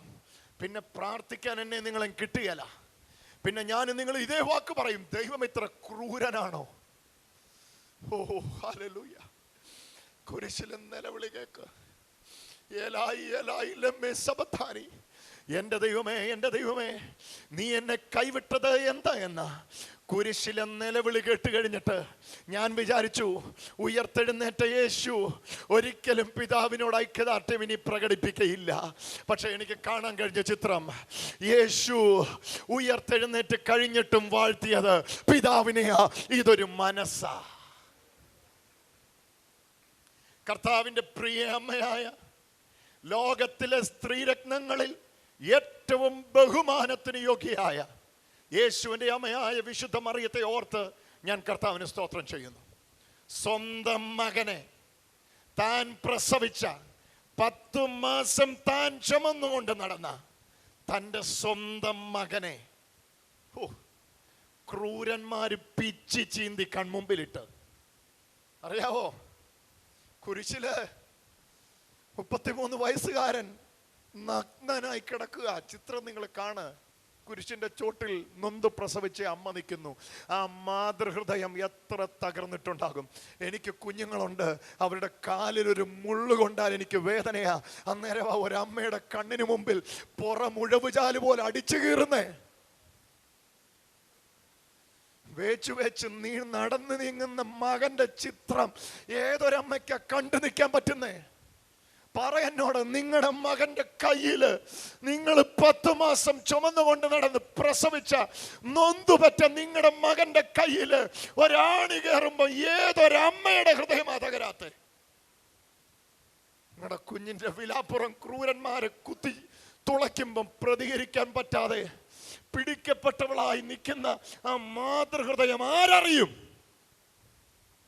ഞാൻ ചോദിക്കട്ടെ, ഇത്രയും വലിയ ഒരു പരീക്ഷയിലൂടെ കടന്നുപോയ, ഇത്രയും വലിയ ഒരു ദുഃഖത്തിലൂടെ കടന്നുപോയ ഒരമ്മ ഈ മകൻ മരിച്ചു കഴിഞ്ഞിട്ട് പിന്നെ ദൈവത്തെ സേവിക്കാൻ ഉണ്ടാവുമോ? പറ. നിങ്ങളോ ഞാനോ ആണേ ഉണ്ടാവുമോ? പറ എന്നോട് മറുപടി. ഇല്ല. നിങ്ങളുടെ എൻ്റെ മകനോ മകൾക്കോ ഇതുപോലൊരു വലിയ അവസ്ഥ ഉണ്ടായാൽ എന്നെയും നിങ്ങളെയും പിന്നെ ദൈവത്തെ വിളിക്കാൻ കാണുകയില്ല. ഞാൻ നിങ്ങളും പോത്തില്ല. പക്ഷെ അപ്പോസ്തല പ്രവൃത്തി വായിച്ചു നോക്ക്. മാളിക മുറിയിൽ ഏറ്റവും ആദ്യം എത്തിയത് പ്രാർത്ഥിക്കാൻ യേശുവിൻ്റെ അമ്മയായി മറിയയാണ്. മനസ്സിലായോ ഞാനിപ്പോൾ പറഞ്ഞത്? ഇത് ഒരു മനസ്സാണ്. യേശുവിൻ്റെ മനസ്സായിരുന്നു ആ മകളിലുണ്ടായിരുന്നത്. സഹനത്തിൻ്റെ അങ്ങേയറ്റം സഹിച്ചപ്പോഴും പുറകോട്ട് മാറാൻ ആ അമ്മയെ പ്രേരിപ്പിച്ചില്ല. ഇതൊരു മനസ്സായിരുന്നു, യേശുവിൻ്റെ മനസ്സ്. പ്രിയരെ, അതേ മനസ്സായി ഇന്ന് ഇവിടെ പകരുന്നേ. ഓ ഹല്ലേലൂയ, ഓ ജീസസ്. എനിക്ക് കാണാൻ കഴിയുന്നു, ഒരു ചുറ്റിക എടുത്ത്, ഒരു വലിയ കൂടമെടുത്ത് ഒരു പാറയിൽ അടിക്കുമ്പോൾ വിള്ളല് വീഴുന്നത് പോലെ എൻ്റെയും നിങ്ങളുടെ ഉള്ളിലെ അഹന്തകളിലേക്ക് ഈ വചനം പാറയെ തകർക്കുന്ന ഒരു ചുറ്റിക പോലെ അടിച്ചിറങ്ങുകയാണ്. ഇന്ന് ഇല്ല, ഈ വചനത്തിനു മുമ്പ് വെറുതെ കൈ കഴുകി മാറാൻ പീലാത്തോസിനെ പോലെ പറ്റില്ല, സമ്മതിക്കില്ല പരിശുദ്ധ ആത്മാവ്. ഇല്ല, ഇനി മുമ്പിൽ ഇന്നൊരു തീരുമാനം എടുത്തേ പറ്റുള്ളൂ. ആ തീരുമാനം മറ്റൊന്നുമല്ല, ഞാൻ നാളെ മുതൽ യേശുവിൻ്റെ മനസ്സുള്ളവനായി മാറുമെന്നുള്ള തീരുമാനം എത്രയോ വട്ടം ഞാനും നിങ്ങളും എടുത്തതാ. ഇന്ന് പറയണം, എന്നിലുള്ള യേശുവിൻ്റെ മനസ്സ് ഞാൻ തിരിച്ചറിയുന്നു. എൻ്റെ മനസ്സിനെ ഞാൻ യേശുവിൻ്റെ മനസ്സിലേക്ക് പുതുക്കി രൂപാന്തരപ്പെടുത്തുന്നു. റോമർക്ക് ലേഖനം എഴുതിയപ്പം വീട്ടിൽ പോയി വായിച്ചാൽ മതി. 12-ാം അധ്യായത്തിൽ പറഞ്ഞു, സഹോദരന്മാരെ, മനസ്സ് പുതുക്കി രൂപാന്തരപ്പെടുവിനെന്ന് പറഞ്ഞതിൻ്റെ അർത്ഥം എന്നാ? ദിനം പ്രതി യേശുവിൻ്റെ മനസ്സ് സ്വീകരിക്കാനാ പറഞ്ഞേ. ഡെയിലി ലൈഫിൽ നിങ്ങളുടെ മനസ്സിനെ ഒഴിക്ക്, യേശുവിൻ്റെ മനസ്സിനെ നിറയ്ക്ക്. തൊടുന്നുണ്ടോ ഈ ആലോചന? എനിക്കറിയത്തില്ല വെളിപ്പാട് പുസ്തകത്തിൽ എത്രാമത്തെ മുദ്ര പൊട്ടിച്ചപ്പോഴാണ് അവിടെ ഒരു വലിയ മൗനത ഉണ്ടായതെന്ന്. അതുപോലൊരു മൗനത ഞാനിവിടെ കാണുന്നു. പക്ഷെ ഒരു കാര്യം എനിക്കറിയാം, പാറയെ തല്ലി തകർക്കുന്ന പോലെ അകത്തടിഞ്ഞുകൂടി കിടക്കുന്ന ഒരുപാട് സ്വകാര്യ അഹങ്കാരങ്ങളുടെ മേൽ ചുറ്റിക വന്ന് പതിച്ചുകൊണ്ടിരിക്കുക. വളരെ ശാന്തമായിട്ട് ആ ക്രിയ നടക്കുന്നത്. വിള്ളല് വീണ സകലതും ഇന്നിവിടെ പൊട്ടി വീണിരിക്കും. ഇല്ലില്ലില്ലില്ല, ഇന്ന് ഈ പടി ചങ്ങനാശ്ശേരിയിൽ ഞാനിത് സംസാരിക്കുമ്പോൾ ലോകത്തിൻ്റെ 5 വൻകരകൾ എന്നോടൊപ്പം ഈ ശുശ്രൂഷയിൽ പങ്കുചേരുന്നവരെ അത്രയും പേർക്കും ഈ ആലോചന കേവലം എന്നും കേൾക്കുന്ന ഒരു ആലോചനയല്ല. എന്നെയും നിങ്ങളെ ഈ ആലോചന പണിതേ പറ്റുള്ളൂ. ഇത് നമ്മളുടെ അഹന്തകളെ അഹങ്കാരങ്ങളെയും തകർത്തേ പറ്റുകയുള്ളൂ. താഴേക്കിറങ്ങി വരാനും ചെറുതാകാനും, ചെറുതല്ലായിരിക്കുമ്പോൾ ചെറുതാകാനും. ചെറുതായിരിക്കുമ്പോൾ ചെറുതാകാൻ പ്രത്യേകിച്ച് ഉപദേശത്തിൻ്റെ ഒന്നും ആവശ്യമില്ല. ചെറുതല്ല, വലുതായിരിക്കുമ്പോൾ ചെറുതാകാനും, ചെറുതായിരിക്കുമ്പോൾ വലുതാകാനും ഈ കൃപ പരിശുദ്ധാത്മാവ് ഇതിനകത്ത് പകർന്നുകൊണ്ടിരിക്കുക. എത്ര ഉള്ളങ്ങൾ അതിനെ സ്വീകരിക്കുന്നു? രണ്ട് കരങ്ങളെ ഉയർത്തിക്കൊണ്ട് ഇങ്ങനൊന്ന് പറഞ്ഞ് യേശുവേ. ഇല്ല, ചേർന്ന് ഉറക്കെ പറയണം. എല്ലാ രണ്ട് കരവും ഉയരണം. നമ്മൾ ഒരുമിച്ചൊരു പ്രാർത്ഥന പ്രാർത്ഥിക്കാൻ വേണ്ടി പോവാ. ഇന്ന് ഈ പ്രാർത്ഥനയിൽ വലിയൊരു അഭിഷേകത്തിന്റെ കൈമാറ്റം ഇതിനകത്തുണ്ടാകും. വ്യക്തിപരമായി പരിശുദ്ധാത്മാവ് നിങ്ങളെ പണിയുന്ന സെക്കൻഡാണിത്. ഏറ്റവും മുമ്പിലത്തെ നിരയിൽ നിൽക്കുന്നവർ വരെ, ഏറ്റവും മുമ്പിൽ ഏറ്റവും പുറകിൽ വരെ ഈ വചനത്തിന്റെ ശക്തി ഒരു മഴ പോലെ ഇതിനകത്ത് പെയ്തിറങ്ങിക്കൊണ്ടിരിക്കുകയാണ്. യേശുവേ, എന്നെ സ്പർശിക്കണമേ. അങ്ങയുടെ മനസ്സിന്റെ കൈമാറ്റം ഞാൻ ഇന്ന് സ്വീകരിക്കുന്നു. യേശുവേ, അങ്ങയുടെ മനസ്സിന്റെ കൈമാറ്റം ഞാൻ സ്വീകരിക്കുന്നു കർത്താവേ. അങ്ങയുടെ മനസ്സുള്ളവനാകും. അങ്ങയുടെ മനസ്സ് എന്നിലേക്ക് പകർന്നതിനായിട്ട് നന്ദി പറയുന്നു യേശുവേ. അങ്ങയുടെ മനോഭാവം തന്നെ ഞങ്ങളിലേക്ക് ഇറങ്ങുന്നതിനായിട്ട് നന്ദി പറയുന്നു. രണ്ട് കരങ്ങൾ ഉയർത്തിക്കൊണ്ട് ഇങ്ങനെ പ്രാർത്ഥിക്കുക. യേശുവേ,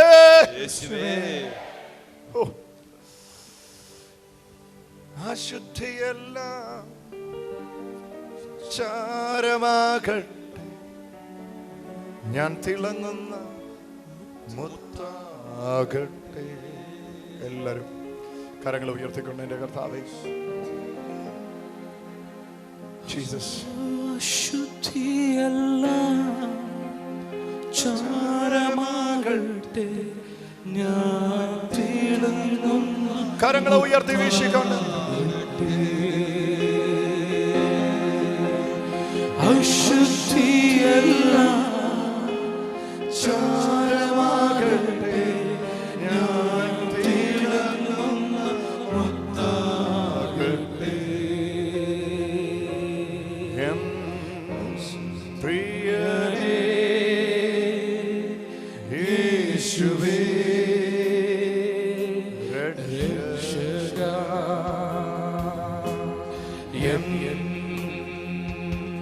പ്രിയനേ യേശുവേ, രക്ഷക.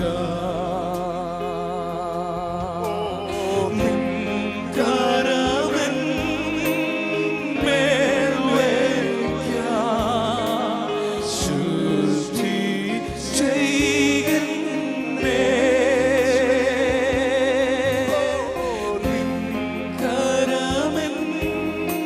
മുഴങ്കാലിൽ നിന്ന് പ്രാർത്ഥിക്കുവാൻ പ്രേരണയുള്ളവരെല്ലാം കസേരകളിൽ നിന്നും ഇറങ്ങി മുഴങ്കാലിൽ നിന്നുകൊണ്ട് പ്രാർത്ഥിക്കുവാൻ പ്രേരണയുള്ളവരെല്ലാം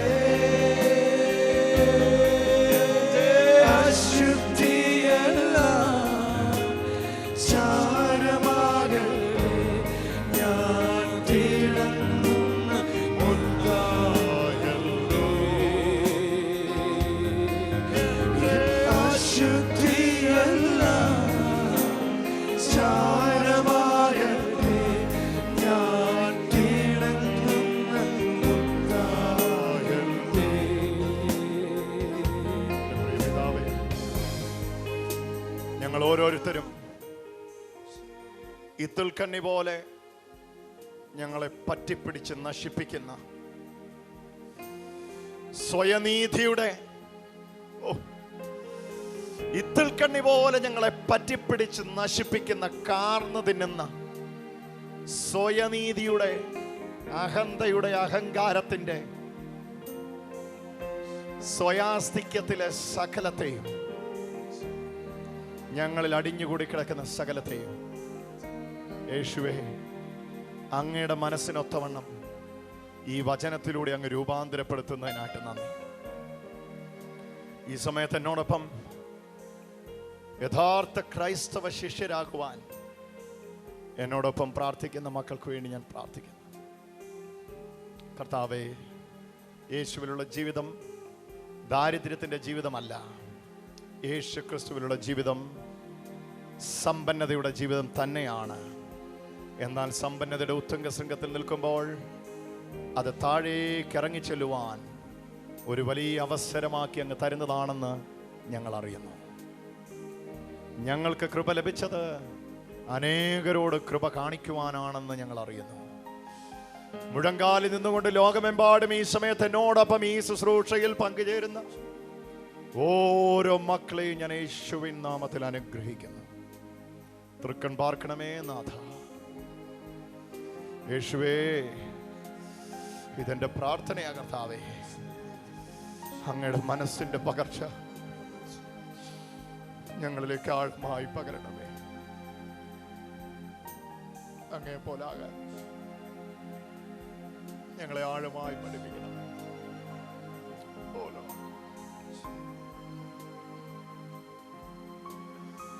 കൂടുതൽ കൂടുതൽ അങ്ങേ അനുഭവിക്കാൻ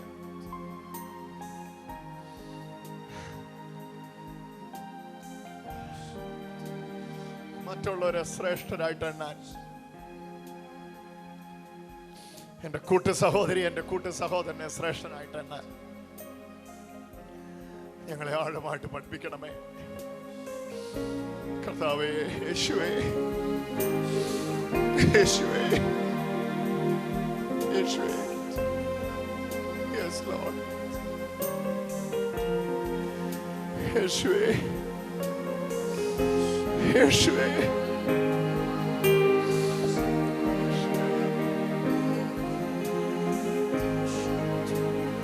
യേശുവേ.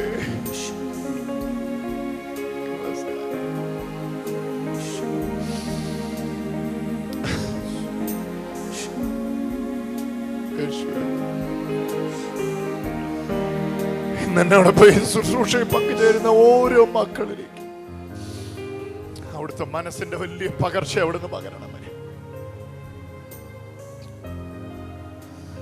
അങ്ങയുടെ ഹൃദയത്തെ ഞങ്ങൾ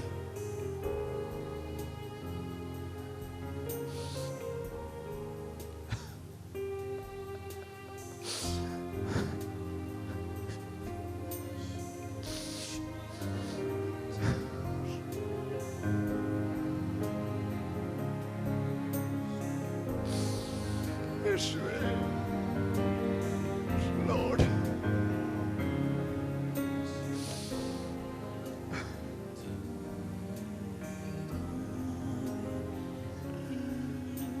Lord, ആഴമായി അവിടുത്തെ പരിശുദ്ധാത്മാവിനെ കൊണ്ട്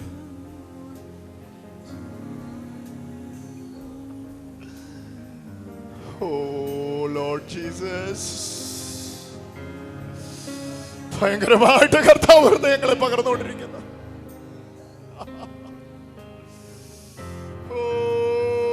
യേശുവിന്റെ നാമത്തിൽ, യേശുവിന്റെ നാമത്തിൽ,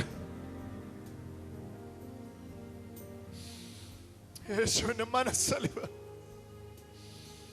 പ്രിയരെ, കാല് കഴുകുന്ന സമ്പ്രദായം നമുക്കില്ല.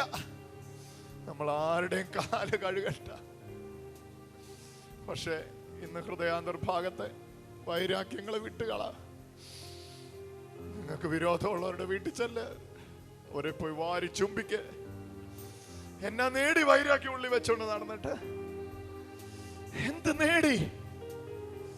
ശരി, അവര് നിങ്ങളെ കുറിച്ച് അപവാദം പറഞ്ഞിട്ടുണ്ടാകാം. നിങ്ങൾക്ക് പ്രിയമുള്ളവരെ പറ്റി അവർ അവാദം പറഞ്ഞിട്ടുണ്ടാകാം. നിങ്ങൾ ക്ഷമിച്ചില്ല പിന്നെ ആരാ ക്ഷമിക്കുന്നേ? നിങ്ങൾ പൊറുത്തില്ല പിന്നെ ആരാ പൊറുക്കുന്നേ? നിങ്ങൾ ക്ഷമ കൊടുത്തില്ല പിന്നെ ആരാ ക്ഷമ കൊടുക്കുന്നേ? ചെല്ലാ വീട്ടിലേക്ക്, എടുക്ക ഫോൺ നമ്പർ, വിളിക്കതില്, എന്നിട്ട് പറ, യേശുവേ അശുദ്ധിയല്ല, ചാരമാകട്ടെ. എല്ലാരും നെഞ്ചോട് കൈ ചേർത്ത് വെച്ചൊന്ന് പാടിക്കേ. ചാരമാകട്ടെ ഞാൻ തിളങ്ങും മുത്താകട്ടെ. അശുദ്ധിയല്ല ചാരമാകട്ടെ ഞാൻ തിളങ്ങും മുത്താകട്ടെ. അശുദ്ധിയല്ല ചാരമാകട്ടെ ഞാൻ തിളങ്ങുന്ന മുത്താകട്ടെ.